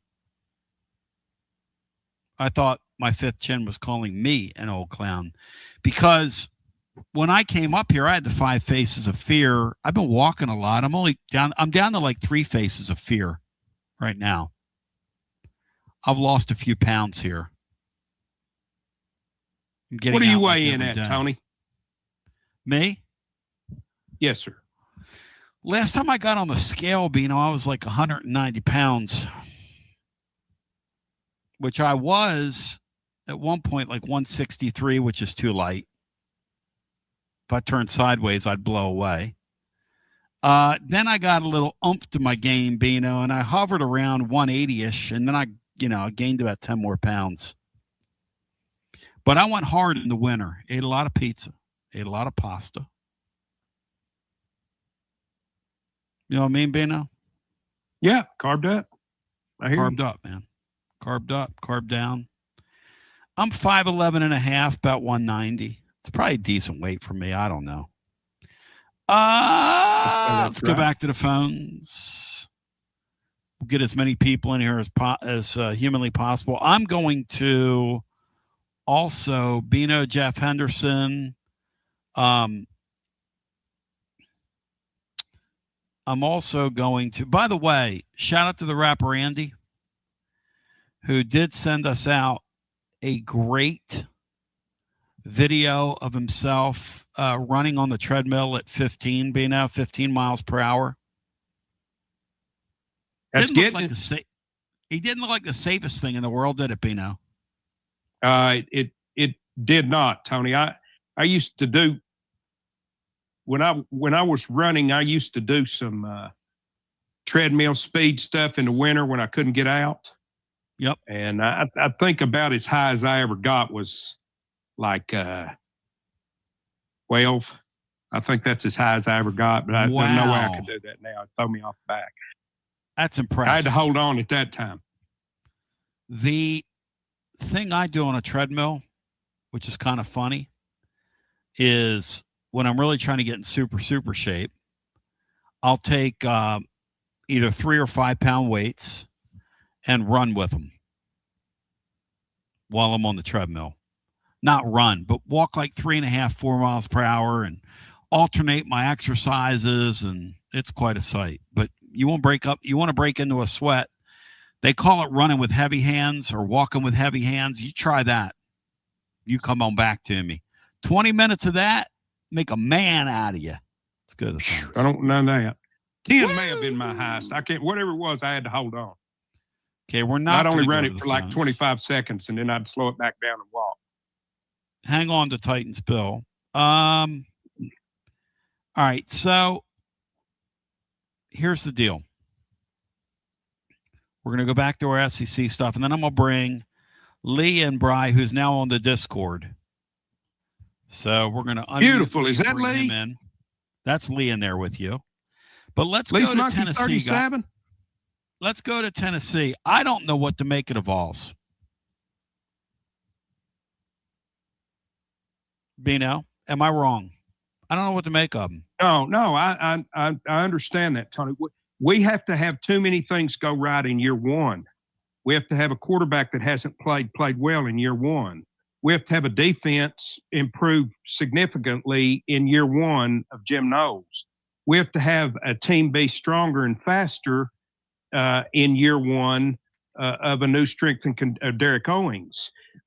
Too many have to in year ones to say, okay, this is it. I like our personnel. I think we're going to be good in most every unit. If we get good quarterback play, we've got a chance to be a team that at the end is maybe playoff worthy. But that's too many things that have to fall in place in year one for that to happen for me. Tennessee could end up kicking itself by year's end that they didn't go get a veteran quarterback in the offseason with the league as jumbled as it is. Or yeah, it certainly could, Tony. They may or they could, or they could be glad that they found something in a true freshman who made some mistakes along the way, but points them toward a 2027 season full of promise. I don't know. I guess I'm of the mindset that you don't punt one, but at the same time, what am I even trying to say? Would you be punting one? I don't know. I don't know how to react to any of it. I do know that I think the Vols are going to be better than 8th in the league. But 8th might be where you end up with a true freshman quarterback when it's all said and done. Brian, what's your sense of it? And then I want to bring Lee in for the where we are on 1 to 8. Where are you, Brian, on that? 8 seems about right. But the schedule makes me think that they could jump higher than that. Mm-hmm. After you look at it, it doesn't look as tough as we thought it was going to be, as we assumed it would be just coming in. And I'm talking about just going back a couple of years, thinking about how our schedule was favorable, and now it seems like it's still kind of favorable. The only thing that I will throw out there to kind of counteract what Brian is saying is Texas, Alabama, and LSU are all going to be a handful at home, whether we're playing them at home or on the road. Texas A&M is going to be a handful where we're playing them. And 2 of our road games are against teams that for some reason we can't seem to find a way to beat them in that spot. And that's at Arkansas and at Columbia against South Carolina. What makes the schedule, the Kentucky Vandy permanent on the schedule makes it easier, I think. It's going to make it easier than you think some years. I think Vandy's the team that for some reason I think is going to be better than most people do. I don't believe Pavia leaving all of a sudden sends them back to being a doormat. By the way, congrats to Pavia on his showing in training camp. What, he lasts like 3 days? Pavia in the UFL next year, along with the Sorsby guy. People might tune in and watch a game. Speaking of watching a game, Bino, have you seen the highlights clip, and I use that term loosely, that's going around from the WNBA All-Star game?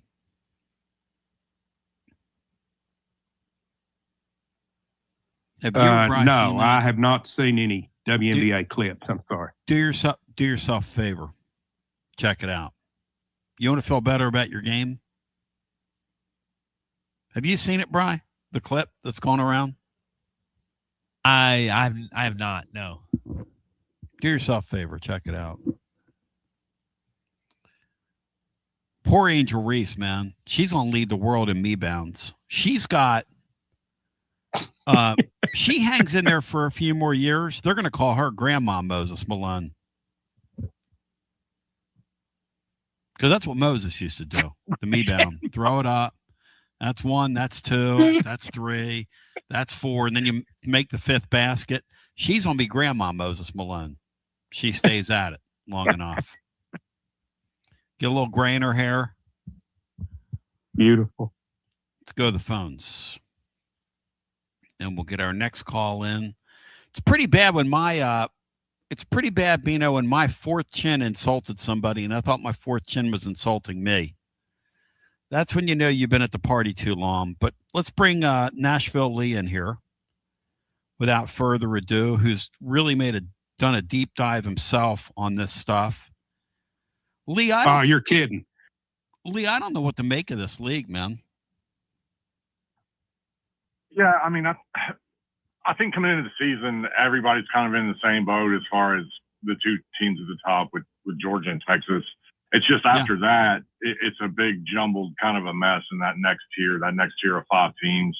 Regardless if you're looking at like power ratings or betting odds, like that group of next 5 teams are separated by razor thin margins. I mean, you could pretty much put them in whatever kind of order you want.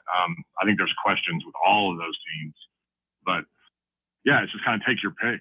And I think, if you're trying to project like how it's going to play out, you're looking at a season, I think, where over 50% of the games are going to come down to like a 1 or 2 plays. And at the end of the year, there's not going to be very much separating these teams. You're going to have teams that are going to finish 8-4, 9-3, and some teams that are 6-6. And there's not going to be a whole lot of difference in them. So it makes it really hard to predict, obviously. But I mean, the general consensus, you had Texas, Georgia at the top. Then you just kind of throw your hands up and take a little bit of a guess and just kind of whatever your preference is with those next 5 teams after. And if you want to include Tennessee in there, I'd be okay with that too if you want to say 16. And here's the thing, right? if Tennessee is going to be in there, or any of these teams, they're going to have to be disciplined at the right times. They're going to have to make those 2 or 3 plays that separate winning from losing in this league, because I think this thing's going to be a week-to-week proposition. And kind of the models tell us that, Lee, right? These teams lay one on top of the other.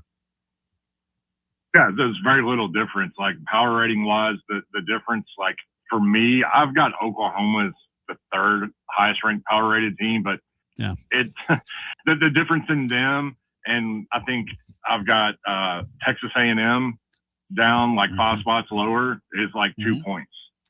So it's really very, very little difference. So yeah, I think these games are going to be decided by 1 or 2 plays.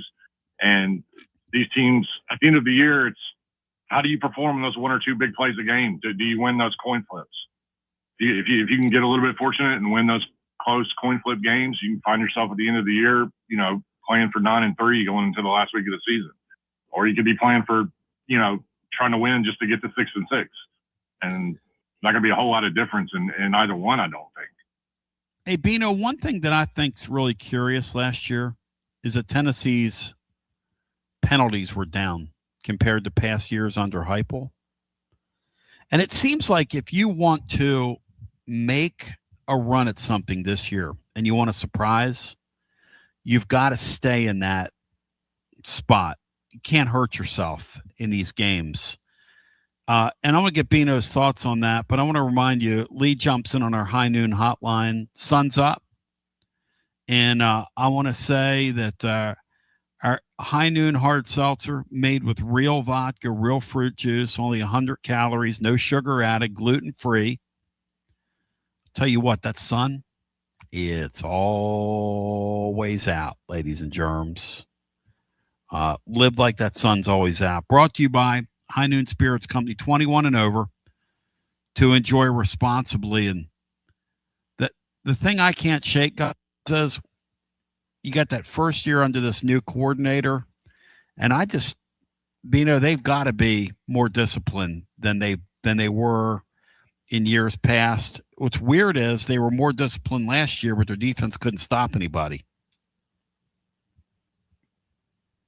Yeah, I wonder if the decrease in penalties, Tony, has more to do with Tennessee playing at a slightly slower pace offensively than they used to, where a lot of their penalties used to come. Yeah. But no question. Anytime you're talking about razor thin margins, then you have to do the little things, and you have to be disciplined and not give not give away yardage through the course of a game. Lee, without giving away the secret sauce, what are some things that go into your power ratings that you put together? Yeah, so mine are actually pretty simple. I basically start with how I ended last year's power ratings, and there's like 4 things I look at. One of them is coaching changes, whether it be head coach and then the coordinators in one category. The other one is obviously roster changes, which is the really difficult part now with the NIL portal era. And the other 2 things are just going back and look at last year's teams.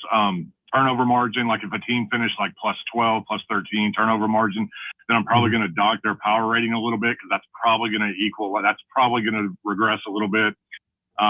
If a team finished minus 14 in turnover margin, then I'll probably bump them up a couple of points, because that'll probably positively regress. And the other thing is just sort of like it's like a second order win total. Did you lose like games where you probably should have won, where maybe you outplayed your opponent, but maybe you had a couple of turnovers? All those things that affected the year's prior power rating, like I just try to go back and just look at it again and see if a couple of plays go a different way. Like, it's pretty basic stuff. It's actually really not all that difficult, and just kind of start from there. The hardest part nowadays is just the roster turnover and trying to put a grade on all the roster changes. Obviously, quarterback makes the biggest difference. One of the things that I told Tony about Ole Miss was last year they were in 7 one-score games, and they won 6 of them. Is that another factor that generally flips? Or okay. Yep, that's one of the things. Yeah, like if you're winning like all your one-score games, obviously that's a good sign. It's generally a sign of good coaching, that type of thing. But and most of the times that's going to regress back. Like you're probably not going to go 6-1 in one-score games the next year. It's just generally how it happens. So yeah, that's basically what I'm looking at for sure. You selling Ole Miss at 3, Lee? I think Ole Miss is what is the most volatile team in the league. I don't buy the Golding hire. I thought he did an awesome job in the playoffs, like doing the whole rah-rah thing for 2 weeks when all the media was talking about Kiffin and all that. And it was kind of easy to get his team up for those games. Obviously, they were playoff games. I think the week-to-week grind in the SEC is a completely different animal. Like, how's he going to handle adversity if he takes a loss? This isn't a guy that was some highly sought after coordinator. Nobody was ever screaming for Pete Golding as like the next head coach, right? So I've got big time questions about Golding. It is a different OC. And look, I thought Chambliss was awesome last year, and I don't think he takes much of a step back. The kid looked great, but at the same time, this is still a kid that was a D2 quarterback. And so what happens if he takes a little bit of a step back? The roster's really good, though, man. Golding did do a really, really good job of in the portal, especially on the defensive side of the ball. But I think they're extremely volatile. Like, if they lose a couple of games early in the season and Golding starts to catch a little bit of heat, I could see that thing kind of going downhill a little bit. But it's a really talented roster, man. Like, to me, that's the hardest team to call out of all of those teams for me. I could see them finishing 6-6. It wouldn't surprise me. Or I could see them going 10-2, and Chambliss just going nuts all year long. I mean, he was that good. So I think they're really volatile, man. Listen, I think Ole Miss is kind of indicative of where the conference is this year. Like, I get Bino saying, hey, these top 5 teams, I think in some particular order, they're all going to vie for playoff spots. LSU is super talented, as we know, but kind of volatile. Ole Miss is volatile.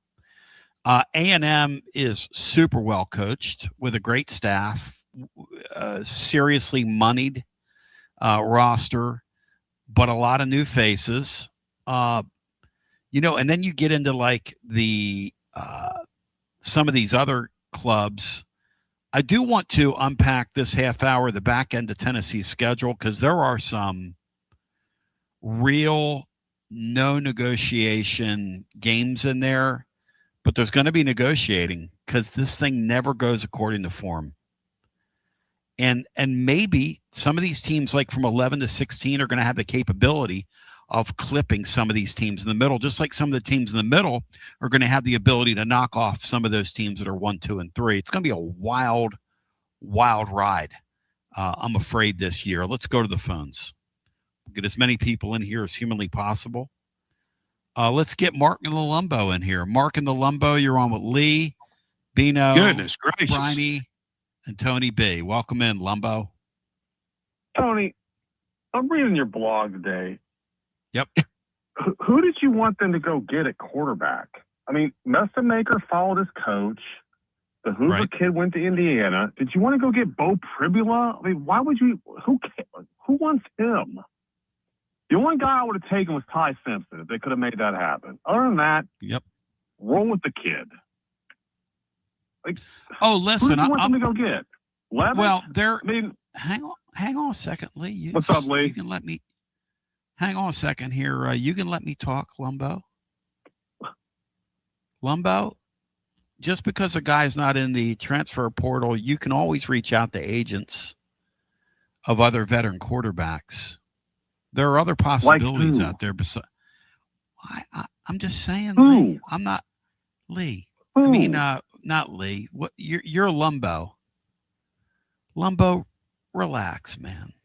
This is verbal, bro. This ain't physical. And by the way, Lee just said that your guy down there at Ole Miss kind of got the job because he's the Johnny Bravo of college football because he fit the suit. Yeah. He's right. Thanks. That was a fun story last year in the playoffs. A fun story. I was all for it. You were all for it. He wasn't getting that. The only reason he got the job is because they had no choice. He fit the suit. I mean, the thing blew up. It blows up if they don't do what they did. So he fit the suit. Yeah, you don't know how he's going to be for a whole season. I thought he was the absolute nuts versus Georgia, and even I thought he coached his ass off versus Miami. But he's got to manage an SEC football program now. What's that look like? Nick Jackson says he's totally in agreement with you on the quarterback thing. I get it. I just wonder if when they get into this season, if they go, man, this thing was really navigable. It's a shame we have a kid. We threw away a year. We could have made the playoffs this year. Tony, I just want. It was maybe really they still navigable do. last year. Navigable last year. We had a Make-A-Wish kid out there at quarterback. Bino, I mean, you gonna let him say that about your quarterback, Bino? You gonna let him say that, Bino? About your quarterback? What did he call Joey there? You don't want to know, Bino. It wasn't nice. It wasn't flattering. He's not going to repeat it. But it wasn't good. All right, Lumbo, look at the board right now. Who's of the you've jumped in here on this.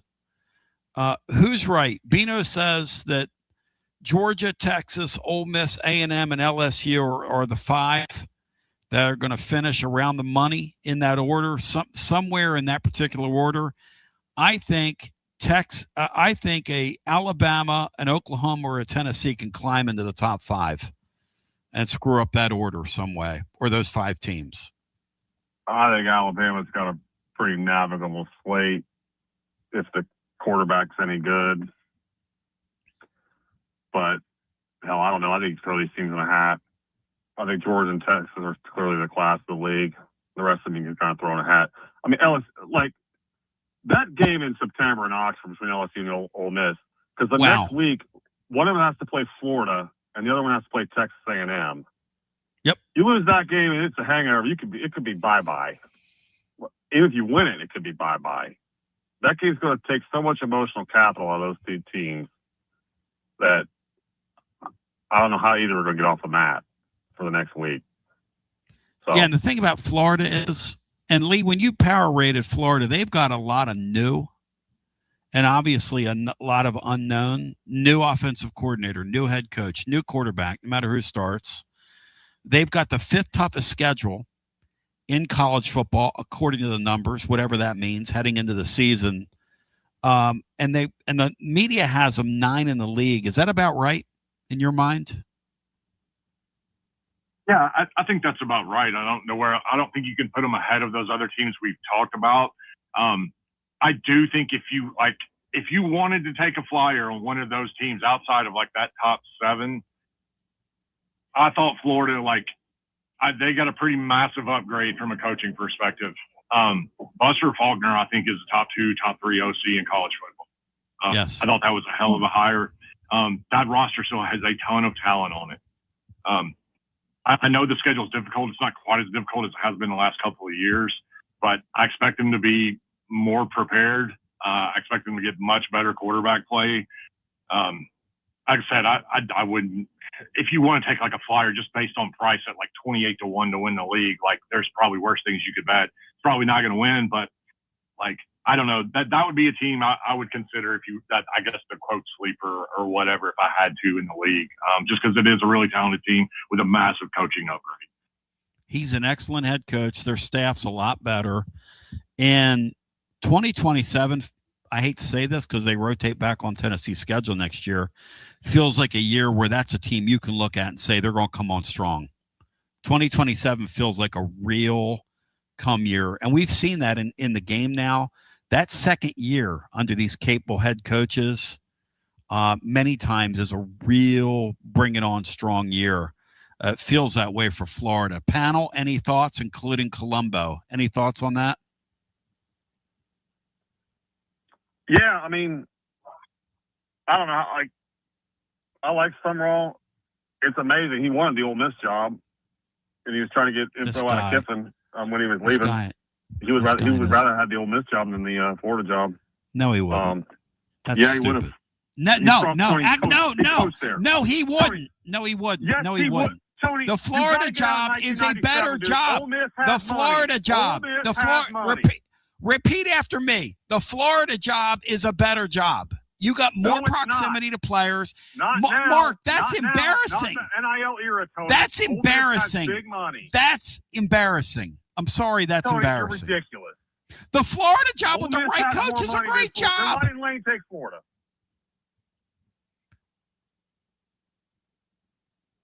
Because he's at LSU. Are you a goof? Okay.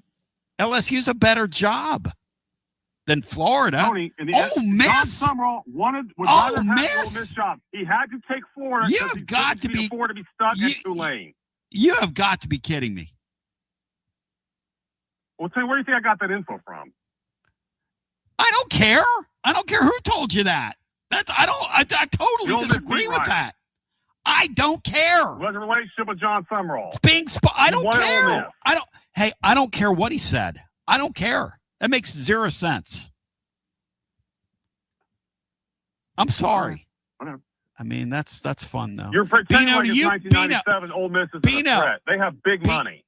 Oh, they've killed this era. Tony, look at their last 5 years. They've killed it from a roster perspective because of money.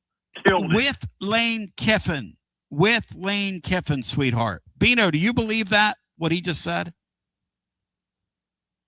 Well, you think their money went away because Lane Kiffin?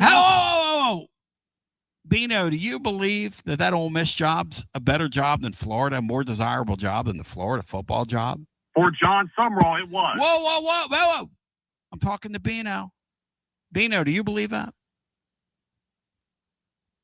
No, Tony, I don't believe that the Ole Miss job is a more attractive job than Florida.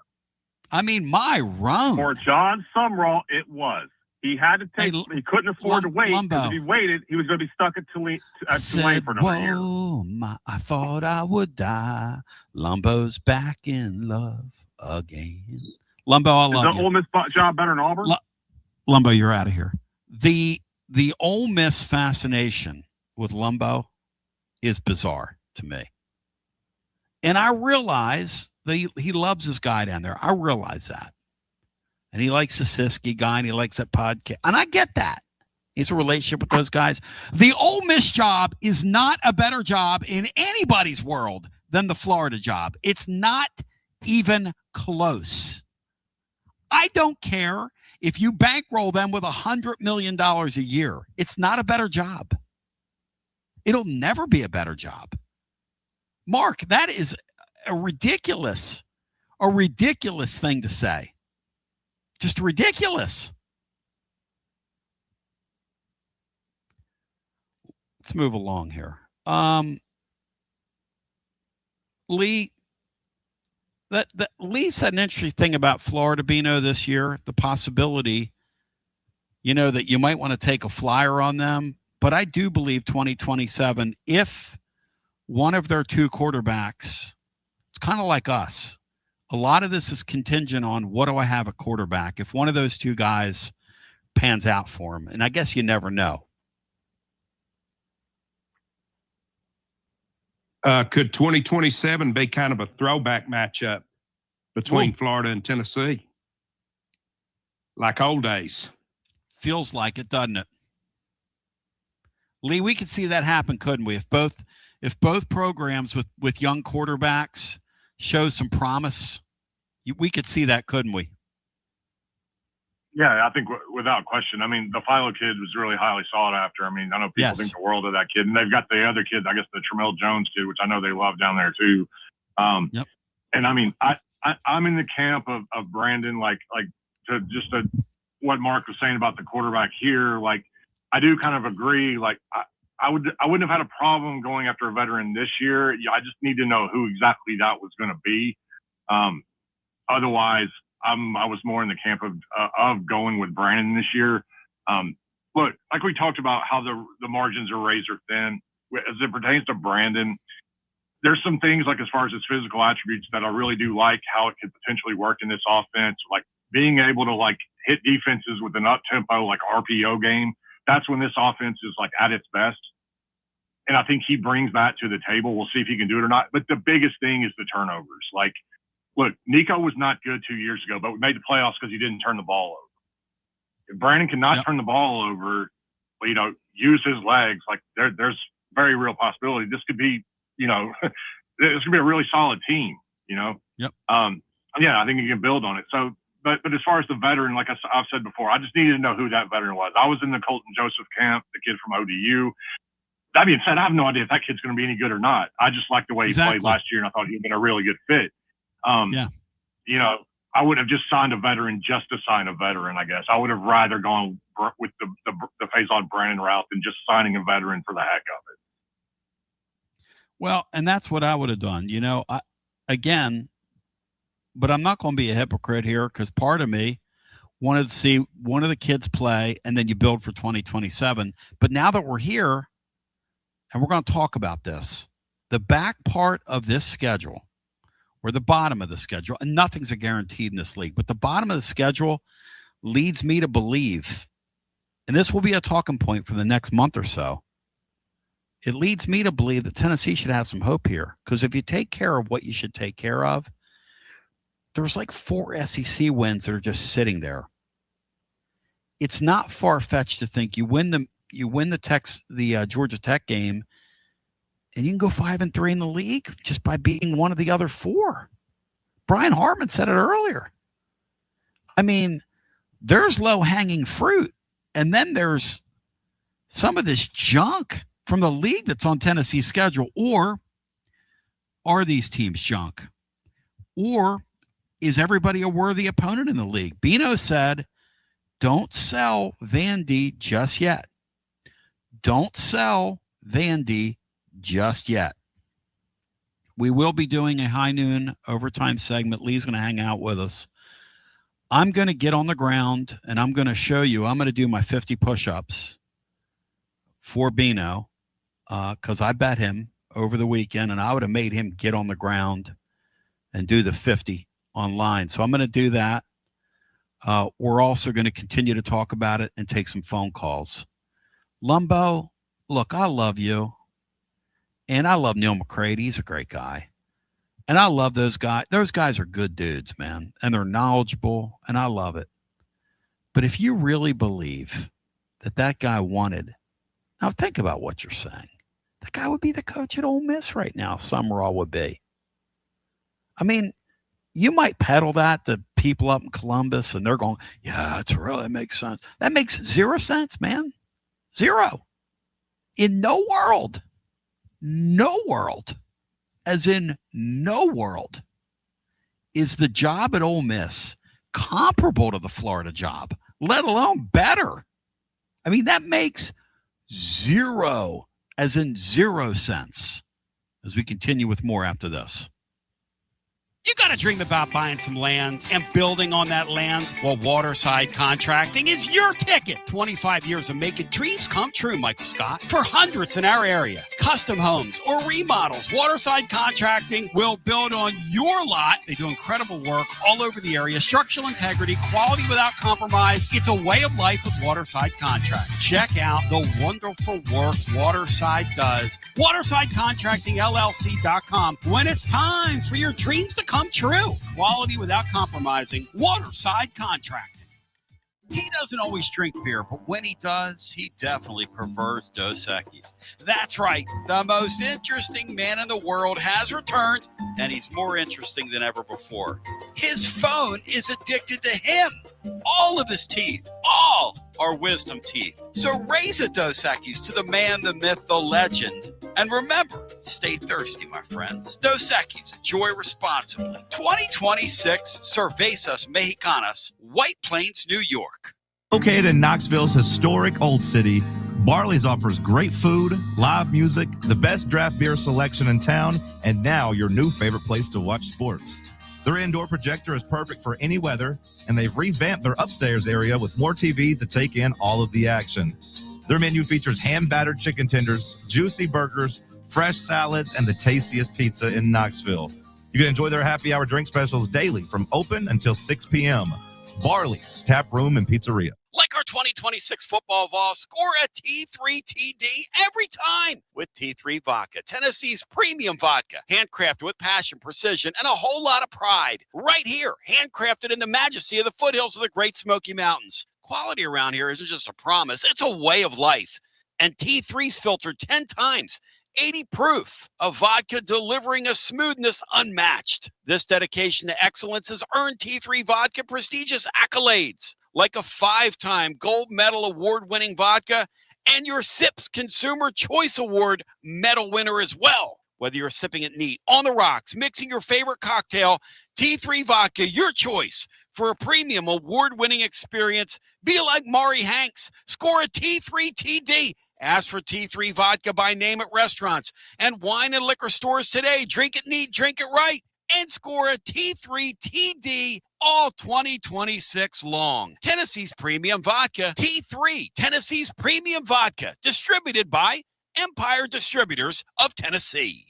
Basilio here, and my friends at Carnes Motor Company started with a dream over a quarter century ago. I met Rob and Brian back when I still had hair, and they were working at a huge dealership in West Knoxville. But they told me back then they wanted to sell cars on their terms, and I wanted to do radio on my terms. Their terms, just like my terms, are ultimately your terms. In both cases, you're the winner. A Car Guru's National Award winner with a 5-star rating on all sites, just like our Vols. Everything about buying a car from Carnes Motor Company is no hassle. They specialize in high-quality pre-owned vehicles between the $5,000 to $25,000 range. And if you need to sell a car, they'll either buy your car or they'll help you sell it. Carnes Motor Company also has a top-notch service department. Therefore, every vehicle is rigorously inspected and serviced prior to delivery. So you're guaranteed to get a quality pre-owned vehicle every time. If you need a place for service, they've got you covered. Come be a part of the Carnes Motor Company family and tell them you heard about it from me. Online at carnesmotor.com, Oak Ridge Highway, 1 mile past the Carnes light. Carnes Motor Company. Big news, Basilio family. Get ready because the 2026 Knoxville real estate market is officially shifting into high gear. All signs are pointing toward a record-breaking year, and the energy across East Tennessee is absolutely electric right now. Whether you've been dreaming of finding that next home, looking to capitalize on your current equity, or ready to dive into the investment world, the timing has never been better. Having a game plan is the key to winning in this fast-paced market, and I'm ready to help. Give me a call, Jennifer Morris, at 865-694-5904, or reach out at nextmovesmokymountains.com. That's nextmovesmokymountains.com, and go Vols. Basilio here with the great Chad Stockton of FC Alliance. And Chad, I can hear it in the background, brother. It's World Cup season, and you guys are in the middle of it. Talk to me. We are excited. Our U9 through U12 trials just kicked off today for our locations in Knoxville and in Johnson City. So we're ready to offer any player top-level competition, top-level training anywhere they want to be in Northeast Tennessee. In our programs, we offer competitive play for anywhere from 9-year-olds to 19-year-olds.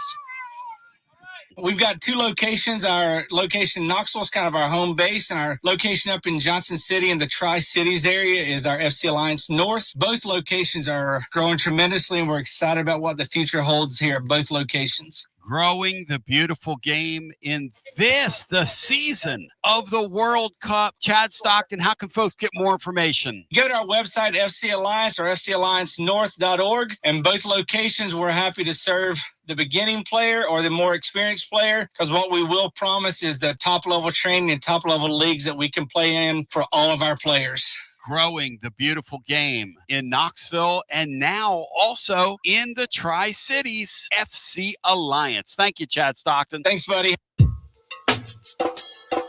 TB here for Cedar Bluff Plumbing, a live and local company that's been serving our area for over 32 years and counting, because every customer counts, and I mean no job is too small. Cedar Bluff Plumbing just voted #1 by City View magazine because multiple plumbing experts are on call to serve all your plumbing needs. Chances are there'll be a plumber in your area when you call, and they won't send some salesman to your house. You're going to get a high character, trustworthy, highly trained plumber who will serve you, not like some of these guys that look like they came off the set of America's Most Wanted. Cedar Bluff Plumbing is Basilio tested and approved and will go the extra mile for you because Chucky Mack is a servant of the people and my consigliere to the throne, celebrating over 32 years of serving living volunteers. Cedar Bluff Plumbing. Call 588-4448. That's 588-4448. Cedar Bluff Plumbing. Out-of-town law firms have been swarming into East Tennessee lately. From Memphis, Chattanooga, and Birmingham, they've stormed into the area. Wouldn't you rather do business with a local firm? You know, a true neighbor. Marcos Garza and the pros at the Garza Law Firm are just that. There are neighbors and friends that support local causes year-round. The Garza Law Firm works to serve you professionally on criminal matters, injuries and accident matters, and Social Security and disability filings. The Garza Law Firm is here for you at garzalaw.com. The Garza Law Firm. Let us help. The High Noon line of hard seltzers is always a winner and always next level. High Noon vodka seltzers come in 14 flavors with real vodka and real fruit juice. Only 100 calories with no sugar added, and it's gluten-free. Personally, I'm partial black cherry and pineapple. 14 flavors. That's as many bad takes as I've got in a week. In the mood for a kick? Try High Noon vodka iced tea in 6 refreshing flavors, including peach and lemon, green tea, and half and half. Feeling adventurous? Check out High Noon tequila seltzer in 6 refreshing flavors, including my favorite, Blood Orange. High Noon Real Vodka. Real fruit juice. Live like the sun is always out. Brought to you by High Noon Spirits Company. Must be 21 and over to enjoy responsibly. TB back with you. Just got a text from my nephew, Joe, who said, Uncle Tony, eating watermelon out of the shell is a good idea. It saves you from doing the dishes. I guess we're all connected these days. I am eating a little melon during the break. I'm not eating on air this week. See, Bino, we've made little improvements to our presentation. I'm waiting to the commercial breaks, Beanstar. We're getting 1% better every day. To think we employed a guy that talked like this or like that, because it was like this and like that and like this, Santa. But anyway, Missouri's 10. Eli Drinkafifth, guys, has been in this league now 7 seasons. Is that crazy, Bino? I mean, he has mastered the art of being a runaround car in the SEC, a pretty good runaround car. 20th ranked schedule in the nation. The Vegas win total 6.5. Lee, what do you have in store for a Missouri team? It's not on Tennessee's schedule, but he remains kind of interesting. Yeah, I'm pretty down on Missouri. I don't really like this team a whole lot. I'm not an Austin Simmons guy at all at quarterback. Plus, they lost their OC, Kirby Moore. He took the head coaching job at Washington State. I thought he's actually been one of the best OCs in this league for the last couple of years. I think he was really good. I think they're really going to miss him. And yeah, I'm just like, the best part of that team to me is Ahmad Hardy. I think Hardy's a stud, but he's coming back off of getting shot. Okay. And it sounds like he's going to be okay. I'm glad for the kid, but yeah, I didn't really like a lot of the stuff that they did in the portal, downgraded them on the coaching staff with the loss of Kirby Moore. Yeah, I'm not a big fan of this Missouri team this year. Bino, Jeff, South Carolina sitting there at 11. You mentioned this earlier. That's a bugaboo for us. This is the first part of Tennessee's bottom feeder schedule. What do you think? Yeah, I mean, there are 2 places that Tennessee absolutely has to take care of business that they haven't recently, and that's at Arkansas and at South Carolina, if they're going to have any type of season like we hope that they're going to have. So they need to scratch those 2 itches for sure. The thing is, they have a quarterback in any one particular game is capable of beating you. If he's not all beat up by the time we get to him. Lee, what's your sense of what surrounds him this year? Well, I think his weapons, I think, are okay. I mean, I'm not totally enamored with a lot of the weapons. A lot of it's the offensive line that surrounds Sellers. But, I mean, the biggest thing for South Carolina is Kendall Briles, taking over as OC. Yeah.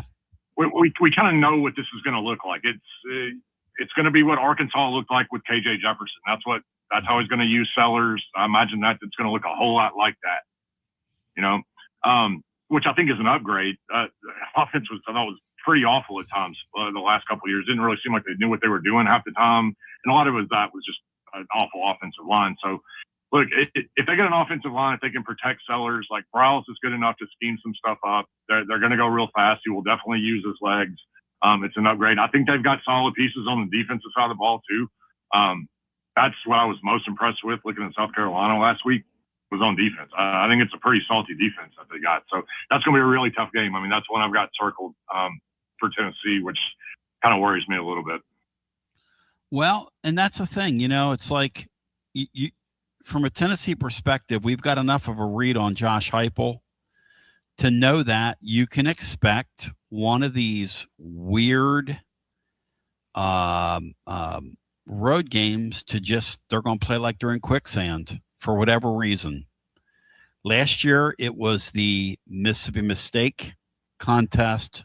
They emerged victorious in overtime against a Mississippi State team. They're just brutal. I mean, they were brutal, but we got through it in overtime, which is cool. And we avoided that fate last season. Hopefully, 2 years in a row, like Bino said, Tennessee's able to, because if you want to stay in a race, any kind of race, even a race for a good season, you can't lose to either Arkansas or South Carolina. W. Lynn, you're going to join.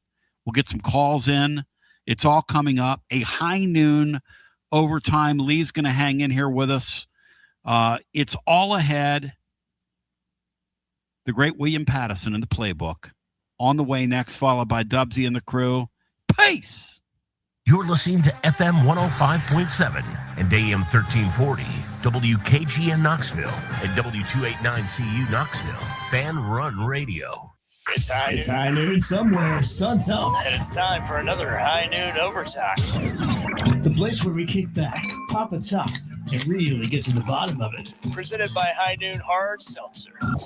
Made with real vodka and real fruit juice. Only 100 calories with no sugar added and it's gluten-free. Live like the sun is always out. And now, it's time for High Noon Overtime.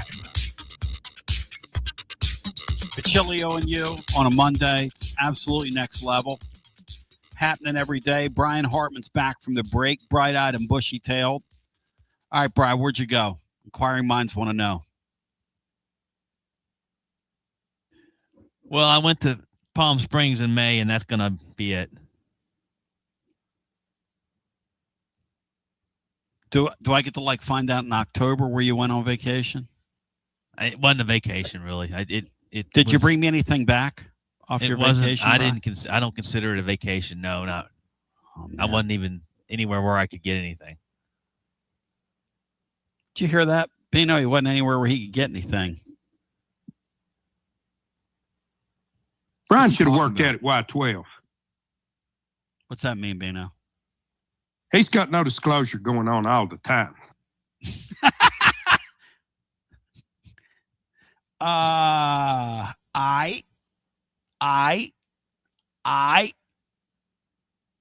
Lee, why does this league feel so confusing in this era? And is it that confusing? Well, I just think we're used to having those certainties at the top of the league, and it just kind of felt like everybody else was sort of playing catch up for so long. We knew it was Bama or Georgia, Yeah. I guess that's just sort of the general feeling is this is, of all the Power Four conferences, this is the most wide open one, really. We kind of know who's at the top of those other leagues and what's kind of probably going to happen. Miami is very likely to run through the ACC. Yep. Texas Tech is you look at the odds, they're going to run through the Big 12, and the Big 10 is, Indiana, Ohio State, and Oregon. With those three monsters at the top, and then everybody else. In the SEC, I just think it's different. I mean, Texas and Georgia at the top, but even there's question marks with those teams. So, it's just a lot more wide open league, and I think that's why we kind of have that feeling about it. I'm going to say to you, Lee, that we're about to begin what I will call the stretch of 50 push-up games. If Heupel loses any of these games from teams 12 through 16, of which 1, 2, 3, 4 of the 5 are on Tennessee's schedule, it's 50 push-ups, and he should do them in front of the media. Now, Bino, I owe you 50. So in honor of Comrade Golish, Bino, I want you to tell me if you expect Comrade Golish when they come to, shall we say, Neyland Stadium, and I'm going to get on the ground here, Bino, and I'm gonna clap out 20, 25 while you're talking. I want you, Bino, to tell the living listener. Let's see. I need to see me. Bino, I want you to tell the living listener your thoughts on this team from Auburn.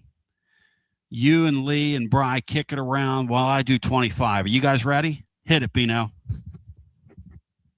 Well, obviously, they bring in they're going to bring in a fast-paced offense, similar to what we saw early on in Heupel's tenure here. And I think they've without question got a capable trigger man to run it. Now, I expect Tennessee to be extremely focused in that game, and I do not believe that Auburn gets out of here with a win. I think Heupel knows Golish well. Golish knows Heupel well. They'll be intrigued there because they know what each other does. But playing at home, I like the Vols to come out on top. They shouldn't lose to a coach in year. They should not lose to any of the first-year head coaches that they face. Punched out 30, Bino. That's outstanding, Tony. I was getting ready to tell Lee to make sure that he was wordy because I figured it was going to take a long time for you to get through that. Punched out 30. I was just going to say, I agree with Bino and Brian. I'm not all that high on this particular Auburn team. One, I was probably lower on the Golish hire than most people. I kind of got some issues with the way he handles a lot of in-game stuff, which was pretty brutal at times last year. I agree with that. No, I'll give him credit. Like his team did step up against the when they stepped up in competition early in the season. They played really well, and give Golish credit for that. But his in-game stuff I thought was really poor. That I wasn't enamored with their transfer class at all. Obviously, a lot of guys from South Florida are coming over, and that's going to be a step up in competition for a lot of those kids. The offensive line and defensive line, I think both are undersized and both lack depth. And even Golish kind of talked about this, like it just sort of seemed like this was more of a culture building year listening to him talk than it was like, hey, we're coming out year one, we're going to try to win the league. Like we spent this money on a bunch of players. That's not really what they did. And obviously Brown's a good quarterback, but he's had issues staying healthy his whole time in South Florida. And if he goes down, they're in a lot of trouble. I don't trust him. I don't trust those guys, Lee. I don't. And I don't know about the Golish hire. You know, Golish screams to me that the talent pool for head coaches, it's deceptively shallow when you're hiring him at Auburn. He doesn't deserve that job. Does he? I mean, I sort of agree. Like I wasn't enamored with the Golish hire. I don't know. A lot of the coaches that they brought in from the American last year, you know, we'll get to Arkansas and Silverfield here in a minute, I'm sure. But yeah, I'm not a big fan of those hires. I just think, look, I think Golish obviously knows offense. I just don't feel like this is it, man. I just don't feel like him and success at Auburn is something that equals out. But maybe I'm wrong, and maybe he's really good, but it's just not my gut feeling. Like I said, the in-game stuff really bothered me in several games last year where it was really, really poor.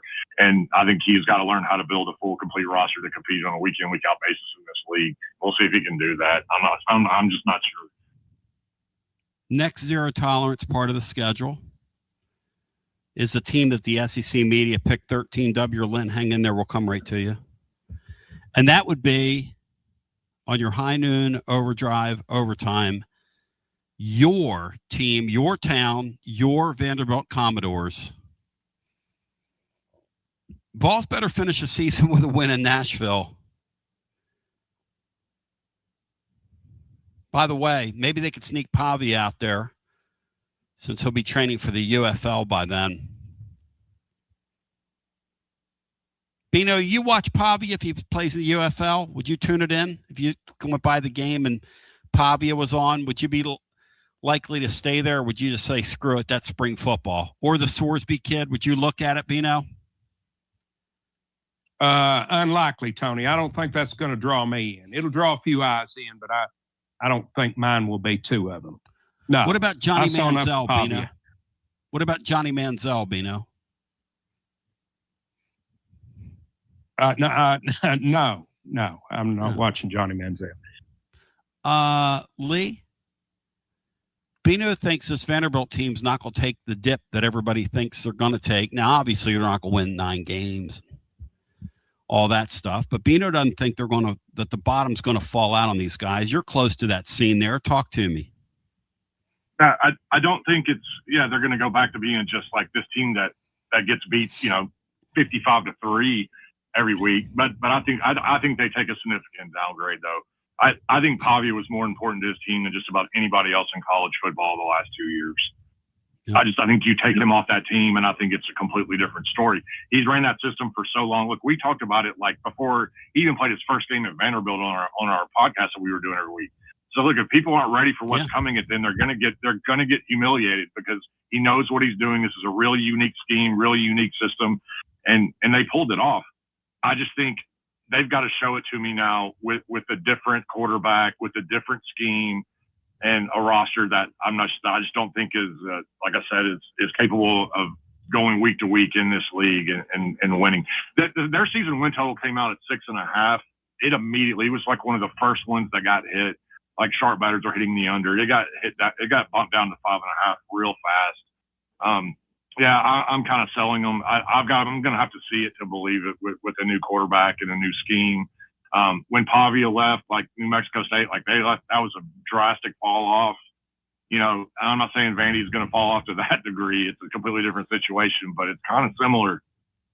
I've got to see it first before I'm buying any Vandy stock at all. Hey boys, before I jump, the great, and I do mean he's the great. He's the best. Because, Bino, I owe you 20 more push-ups. Do we believe that Vanderbilt, Kentucky, Arkansas, which of those teams joins Auburn as a push-up game if Heupel loses? Which one's the push-up game, Bino? Where Heupel should have to get down and do 50 in front of the fan base for his $10 million. Because I'm doing 50 push-ups for you for the stupid Phillies, for crying out loud. Even though I don't believe we're going to see the huge drop-off with Vandy that many do, I hope they're correct and I'm wrong. As Tennessee's football coach, you cannot lose 2 years in succession to Vanderbilt. Brian Hartman, Josh Heupel needs to beat Vanderbilt. Brian Hartman, how do you answer that question? Is it Vanderbilt, is it Kentucky, or is it that silly Arkansas team? I think I've had all 3 of those, and you can't lose those games. So they're all push-up games? Yeah, I think every single one of them is a push-up game. Brian's trying to kill me. All right. Lee, which one's the push-up game? Because, look, here's the thing we know. We do not want Comrade Golish to come to Neyland Stadium and defeat Tennessee. That would not be good. That would not be good. Lee, what's the other push-up game on the schedule? Then we get W. Lynn in here and some other calls. I mean, I think Arkansas is the worst team in the league by far. I don't. For me, you cannot lose that game. Like that's awful if you lose that. Arkansas is really bad. It's not a good football team. The roster's not good. I don't think Silverfield is very good.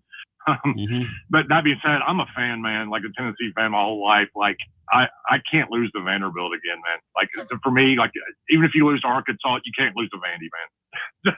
don't my God, don't lose to Vandy again. All right. James Daniel IV, Golish 8-1 versus the spread as a dog. But he says Lee's right. He said he does do some really silly things in football games. See, people, there wasn't a lot of scrutiny on Golish. And people got kind of high on the supply of him winning the Florida game last year. And that's fine. Everybody beat Florida last year. As in everybody. But I don't know, Bino. So who's it going to be? Who's the push-up game, Bino? In honor of... Let's do it in honor of Andy. I owe you 20. All right, let's go to the phones. 865-200-5402. I'm 30 in. I owe Bino 20 more. Vandy gives you more time to rest after you do the 50 push-ups today, Tony. And Daniel's right. Last year they were very prepared for Boise in game one. They had their schedule from a non-conference sense worked out well, because that Boise team was navigable as well. If you remember that, they put it on those guys. But and the weird thing was they beat Boise, they beat Florida. They don't handle their own league well. Lee, that was the weird thing about them. They didn't handle the league games well. At one point, we thought they were going to be.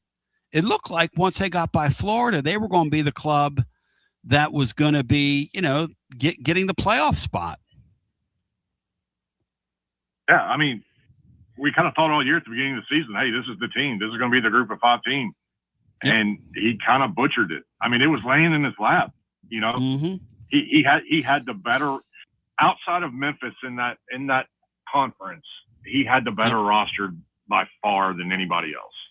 And he choked away a couple of games he shouldn't have.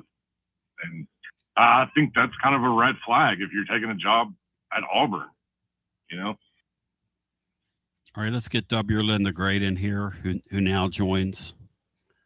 W. Lynn the Great, if you want to get in the mix and in the hunt with us and in the hunt and in the mix, as Filmer once said, you jump in there with us. W. Lynn, thank you for hanging on. Welcome in. You're on the air.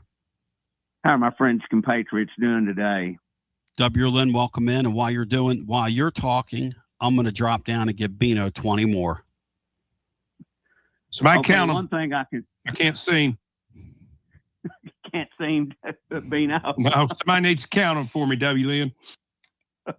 One thing about Pavia coming back to Vandy, University of Peabody, they probably do have a judge that would give him another year of eligibility, unlike our judge. So you never know what's going to happen. But I did an interesting thing. I took the top 9 teams and in the SEC and saw how many games do they play against each other. Thank you, SEC, for a change. Texas has to play 6 of the possible top 8. They have the toughest schedule.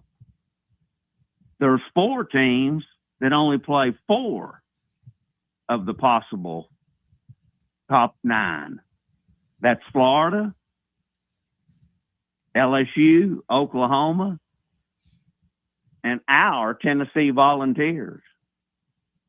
And of that group that only play 4, we're the only one that only has 1 road game. Everybody else has 2 or more road games. So, wow, that's good stuff, W. Like Lynn. that, what's that? That's good stuff. I like that.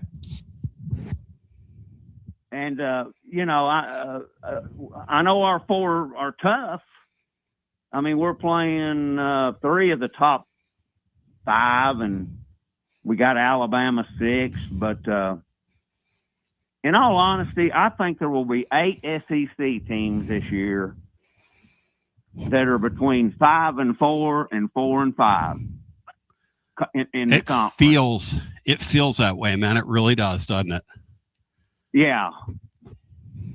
And I don't have a clue who they are. I'm kind of like everybody else. I think Texas and Georgia are probably up there, and I never count Alabama out. But we got some hoopties in there. We got those push-up games you're talking about. And for me, the 2, I can't tolerate us losing or Vandy and Kentucky. That's kind of every year. But if Auburn comes in here and somehow beats us after we got a great record, you'll be seeing people head to that Gay Street walking bridge and getting ready to go off the 50-meter platform board. I mean, Bino, if we lose to Auburn at home, I'm going to feel like it's the last 2 years of Bill Battle or the first 2 years of Coach Major. I'm telling you, that would not be a very healthy sign losing that Auburn bunch here. You guys realize that post-COVID, since COVID, okay, 5-4 is the best they've done. Or rather, 6-5 is the best they've done. I've got it on the blog today.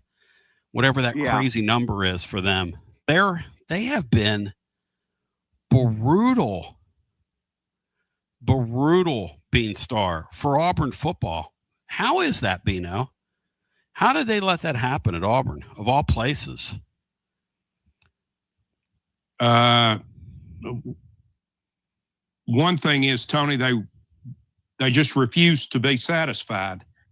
We talked about it. I didn't follow it closely. I don't know what was going on when Malzahn there. All I know is he took them to a national title game, and then they fired him a few years later, and they've had 5 straight losing seasons since they did it. They've only won 6 games rather, 3 times post-COVID is what I was trying to say earlier. The rest of them are losing seasons. That's crazy. Well, they got 2 things going against them. One thing is what we had for years. They had to play Georgia and Alabama every year. The other thing is, if you talk to old-time Alabama fans, and I went to school with one that converted to a Tennessee fan, and I met members of his family. In the state of Alabama, the Alabama fans look at Auburn like we look at Vandy, and that's not fair. But they're second fiddle in that state. No doubt about it. We're a state with no professional teams, and they're second fiddle. And they had to play Georgia and Alabama every year like we did. So, they've got a big hill to climb when it's going up against Alabama in that state. But you know what? That's why we got to put them down. Hey, Lee, what doesn't make any sense is they've got a couple billionaires in their booster base, and Alabama doesn't, Lee.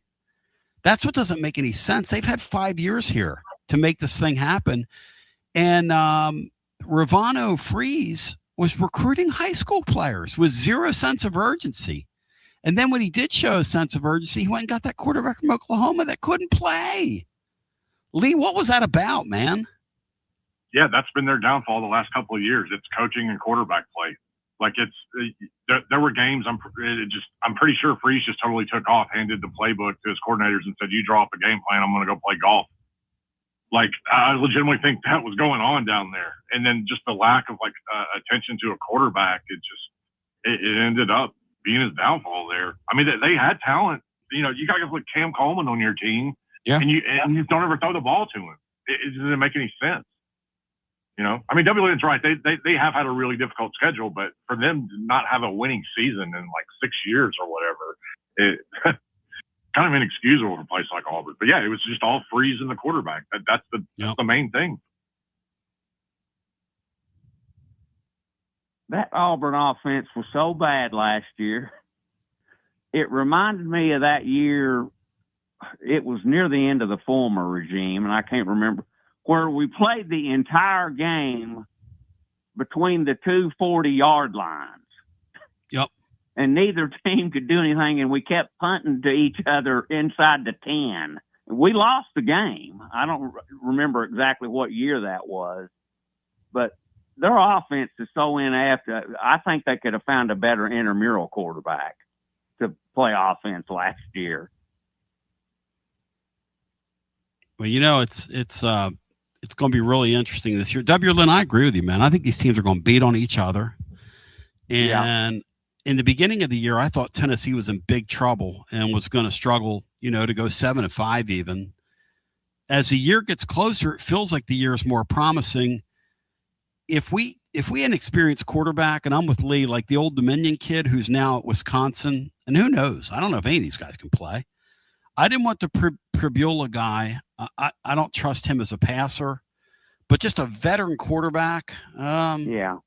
Somebody said they wish every time I'd say that it's like a drinking game. Okay, fine, take a drink. grab you a high noon, grab you a Dos Equis, go for it. What can I say? Well, it's a shame we don't have Joey football back, and there's nothing we can do about it. But I think our true freshman's going to surprise some people. And if we can get by that Georgia Tech game and be 3-0 for Texas, win or lose, I mean, I'm almost counting that as for me personally, in Bino, it's a must win. But win or lose, I mean, we got to beat Auburn the next week. That's just, and we're 4-1 at worst. And people ought to be happy about that. I'd love to be 5-0. Don't get me wrong. But Texas now, they got 6 tough games. So, and I didn't include Ohio State. That's 7. They play 6 of the SEC top 9. Plus, they got give Ohio them credit. State. Yeah, give them. If they get through that at the top of the heat, they will have done something. I'm selling Arch Manning, though. Selling. Bino's buying. I'm selling. Very good. Him. And all I hear from anybody I know that knows a Texas fan is all they say is, "Oh, if we'd have played some weak ACC school last year instead of Ohio State, we'd have been in the playoff, which is they'd have been 10-2." Probably accurate. So, that's probably true. Probably accurate, but let's just hope they're beat up and worrying about some other teams when they come up here. And I don't think talent-wise they're just going to overwhelm us. It's not going to be like the Wishbone, I hope, Bino. We can't have that back in the Cotton Bowl, can we? I hope I don't break that out again. With Arch running it. Never know. The way he struggles throwing the ball sometimes, Bino, they're liable to come out in it. Tony, this we has won't been stop it if they great do. exercise today. W. Lynn, you're a good sport. I'm glad you're there. Hope you have a great rest of your Monday, man. Thanks for blessing us with some time. Have a blessed day, all of you. You too, my brother. Let's get Dave and Ackworth in here. Ackworth, you've got Tennessee Lee of Winners and Losers presented by our friends at Dos Equis. You've got Bino Jeff Henderson, who's more a winner than he is a loser. And you've got the great Brian Hartman, who's bright-eyed and bushy-tailed, back from his vacation, his break. He won't tell us where he went. Maybe he went to where Baron Miguel Cicluna and the X-Man were from, parts unknown, along with, let's see, the missing link. Dave and Ackworth, welcome in. Hey, guys. Hey, so good to hear y'all. Jeff, man, always love hearing you on Mondays and Fridays. As I've told you, Tony, I don't get a chance to call in very much, but this is probably the first time in about 3 months. And just want you to know, if I'm not listening live, I'm catching every show, though. And I appreciate you being on while you're up on a vacation with your family. And as many people have said, nothing makes me smile more than you talking about your brother. And that's just that's pure joy and fun for all of us. So you know what my brother's done? I've been here so long. He's working me for a trip to the record store. We're gonna go on Thursday back to the record store. Last time we were there, he walked out of there with like 60, 45 records. And my other brother, Rich, he stacked them. They were stacked on the table. He went over to look at them, and my brother Steve was like, "No. You don't touch his records. You touch that man's records. Those are fighting words." You need to provide a list of if you go again, provide a list and let us all rank our top 10 of the music he's picking. There you go. I'd love to know what you're. I'll do that. I'll do that. Perfect summer day where we're kind of in a lull here, so it'd be a great thing to do on one of your summer shows. There you go.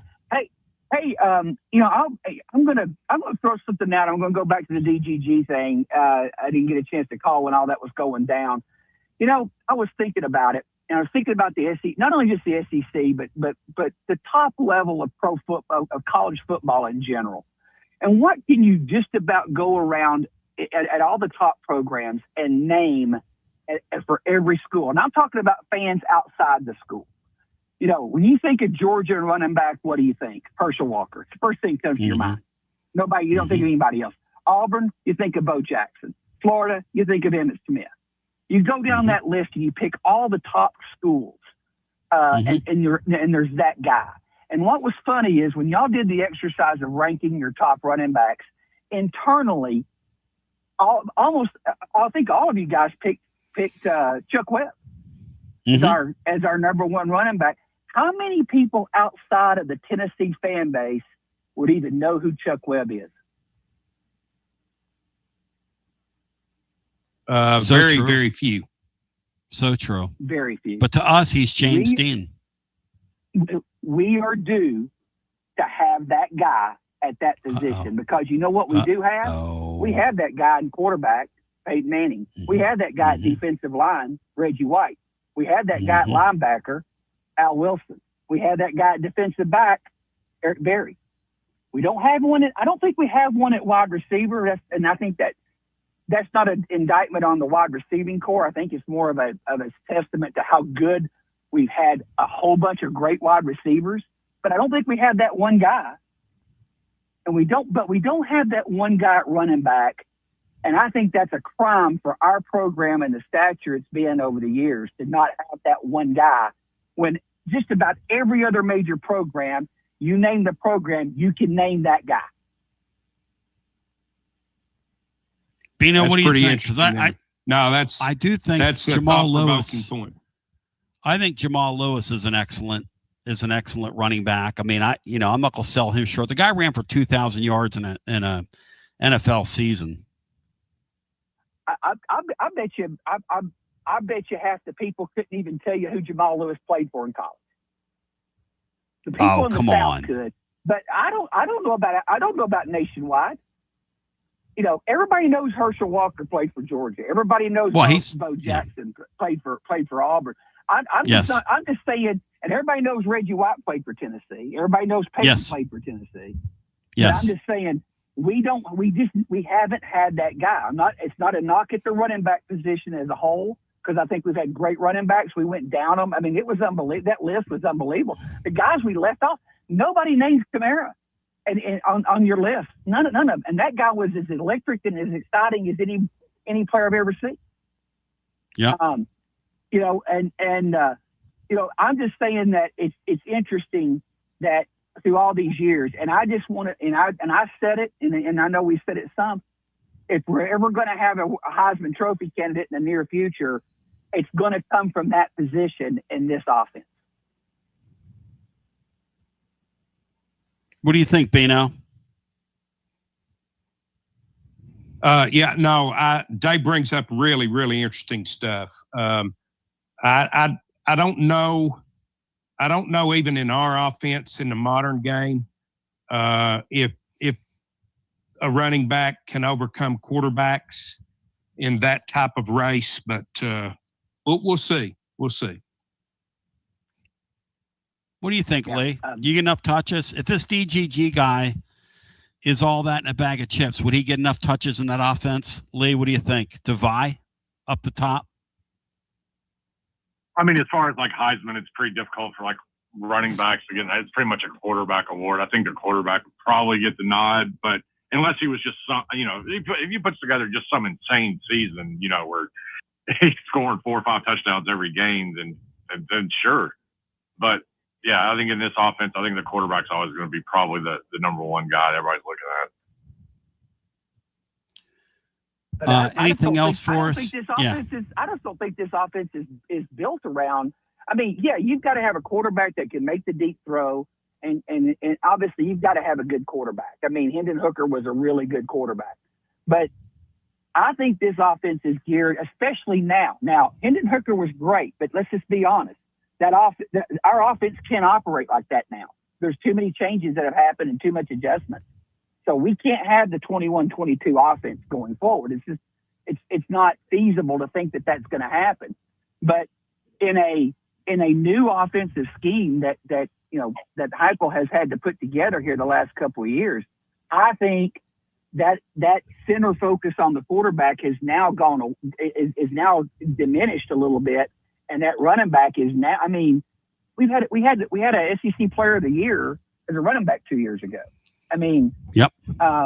I feel like there is the chance because of his offense and the way he's changed it.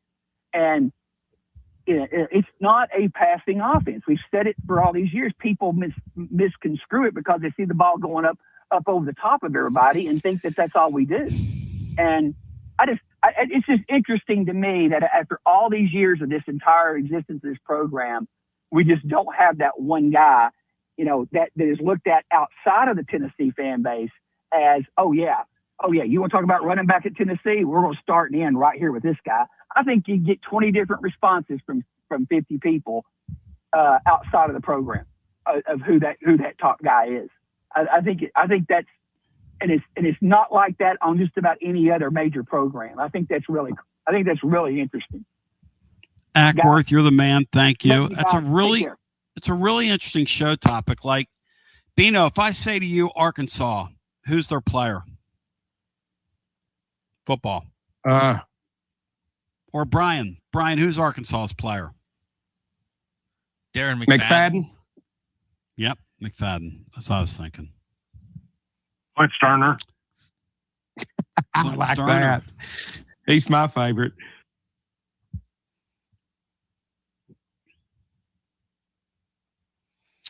I mean, he does make a good point. Like, Dylan Sampson did get a little bit of Heisman buzz like a couple of years ago, kind of towards the end of the season. Like, some people were trying to get him involved in it a little bit. I mean, I don't think he finished, I wasn't close to being a finalist, but he had a little bit of a Heisman buzz there. I mean, he ended up with like 22 touchdowns or something that year, didn't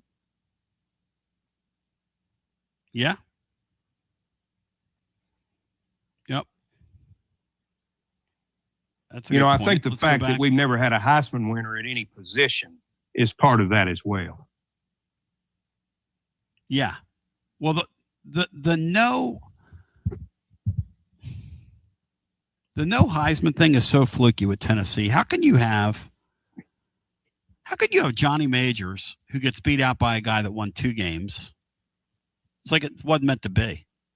And then you have a guy like Heath Schuler play here. The year they took it away from Manning was just criminal. Now look, the Woodson guy went on and is an NFL Hall of Fame football player. He's a great college player. And he would have been a great second place guy. That was simply ESPN feeling itself 17 years into their existence and wanting to flex on the world 30 years back, showing everybody how big their balls are. That's all that was. My balls are bigger than your balls. That's all that was. And Chris Fowler got all butthurt and said you were in a trailer park frenzy. Because that's who he is. That's who he is. Just an arrogant guy. Trailer park frenzy. Just how he sees you. What he believes you are. Cutie pie. Music City Sam's up next with us. Music City Sam, welcome in to It's High Noon Somewhere. Our high noon hotline, my friend. Welcome in. It's always high noon in Nashville. I can't imagine how many of those things are drinking here on any given day. I heard that, my brother. But it's a lot. Tony, I'm glad a lot of the fan base is coming around to that this isn't going to be some just throwaway season because it's, I don't know why, but, well, I do know why. It seems like I think people just took the end of last season too hard. I know obviously you lose to Vanderbilt, and I don't personally care about Illinois games because I don't think bowl games matter that much. Nope. But it really just seemed like people thought the program was imploding, essentially. It really felt that way. But yeah, the Vanderbilt game, here's the thing. If your head coach doesn't make any changes, your program could have imploded. Yes. And that's why right? If he had stayed status quo, I'd have no faith that this thing was getting turned around or going in any direction. But it was a swift change, and he did it quickly. got Derek Owens in here, who I think is one of the biggest offseason hires in Tennessee football in the last 20 years. I really think so. But going to this quarterback thing, Martin Colombo made a great point before he went off the rails. To me, you have to guarantee me in our scenario that I'm going to get like a Ty Simpson type quarterback level of play for me to make that move, because you need experience for those QBs next year. And there's no guarantee. And because I didn't think there was a whole lot of slam dunk transfer quarterbacks out there, in my opinion. I just didn't think there was someone out there that you're going to guarantee me I get better QB play than what a Faison or George can potentially give you by the time you get to the season. And if you can't guarantee that. Yeah. Well, you can never guarantee anything from a money Sam. standpoint too. Yeah, but you can never guarantee anything, Sam. You can get it. You can bring a. No. You could have brought the Hoover kid in, okay? And there's no guarantee. I mean, maybe he's turnover happy like he was at TCU. See, Indiana is counting on the fact that they can coach him up. Now, whether they can or not, I don't know.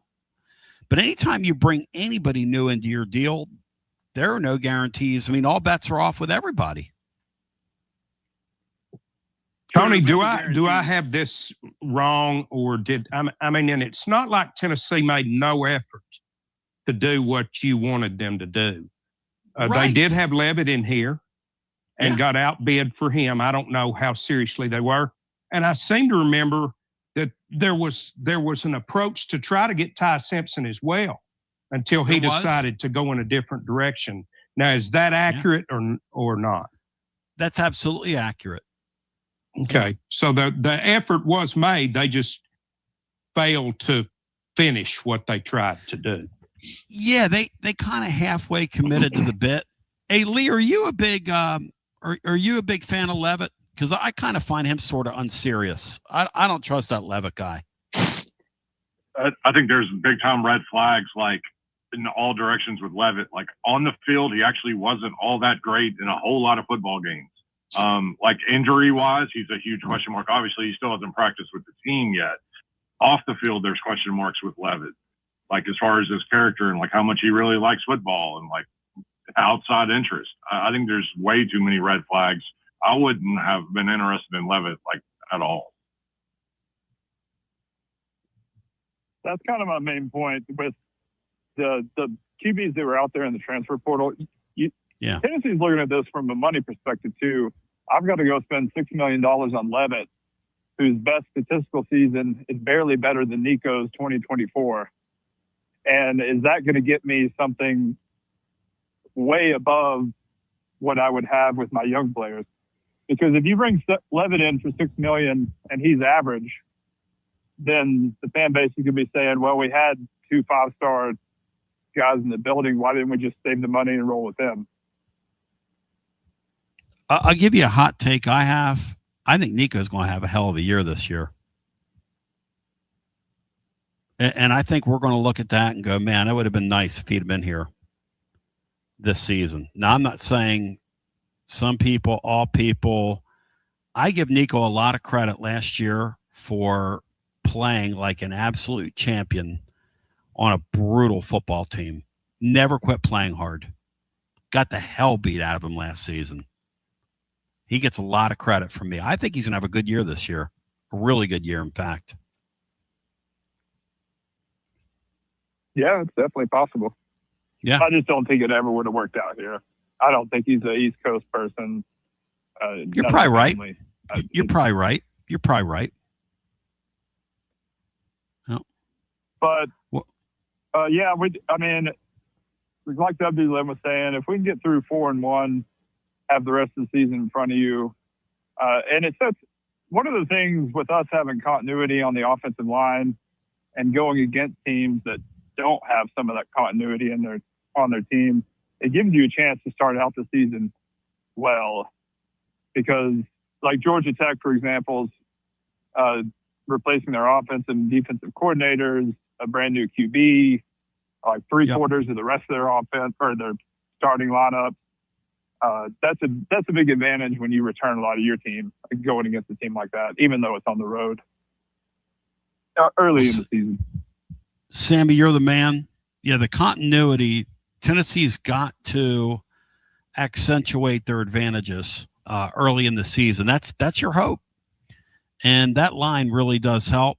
It'd been nice to keep your end there, but maybe Perlotti, maybe one of those linebackers. They'll just say, "Hey, see quarterback, hit quarterback."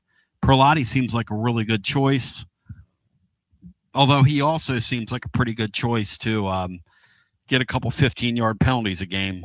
I like that kid, Bino, because he's all gas and no brakes. Yeah, I've enjoyed watching him play, Tony. I'll look forward to him having an even bigger role this season. Yep, all gas, no brakes. Thank you to Sammy. That's going to about do it for us. Lee, anything else to add? Bino or Bry, anything else to add from you guys? As I remind you, it's high noon somewhere and the sun's up, and that means high noon's hard line of seltzer is always a winner, always next level. Vodka seltzer, 14 flavors, real vodka, real fruit juice, 100 calories, no sugar added, gluten-free, 14 flavors. It's a lot of flavors. Also, high noon vodka iced tea, 6 refreshing flavors, and high noon tequila in 6 refreshing flavors. Our trip to the beach next week will be full of high noon, and we will accept no substitutes, no cheap imitations, because we're going to live like the sun's always out. Brought to you by the High Noon Spirits Company, 21 and over to enjoy responsibly. Yeah, I like the fact the schedule is an old school type schedule where you've got Kentucky. They play Kentucky, Vandy, Alabama, Auburn every year. And then you got Georgia Tech in there, who they played every year, but they didn't always play Georgia, which is kind of weird because Georgia Tech was a non-conference game and Georgia was in the conference. So we're going back to that. It feels kind of old school, like Johnny Majors is over there again. That's a good take, Brian. I like that. Lee, thanks for joining us. Always a pleasure. Welcome back home, Bryony, and be safe, Tony, and we'll talk to you guys on Friday. Love. Lee, any final thoughts? No, I think WN made a good point. We've got 5 of the bottom 6 teams, projected teams in the league on our schedule, and the other 4 we get 3 of those at home. So it's not easy by any means, but I think it can offer you a little bit of hope looking at it that way from the schedule. Catch a couple of breaks and see where you're at. I'm really excited for this season. I think SEC is going to be a ton of fun, man. Totally agree. It always is. And Lee will be a part of our coverage on our Dos Equis winners and losers program. Will the Thrill will be back with us as well. And we'll have a lot of fun with that program. In the meantime, I love you. I appreciate you. I thank you. I hope you have a Doc Good Down. I want to thank Brian and Laura and Walton and everybody behind the scenes for making this happen today. All of our terrific sponsors, please support them as you get the opportunity. Shout out to the great Barry Rice for the email you sent me over the weekend. In the meantime, I love you. I appreciate you. My name is Tony Basilio. Check us out over at tclub.team today, because Orange Throat cameth, correcteth, with meeth, oneth, the bloggeth. Tomorrow I'm going to write a little hoops. Going to have some stuff about Tennessee's prospects they're chasing. We've had eyes on them in the summer. We'll do a little breakdown of what we saw. In the meantime, we love you. We thank you. We support you. I hope you have a Dioc good down. Enjoy your day. Be blessed. We've got 2 locations. Our location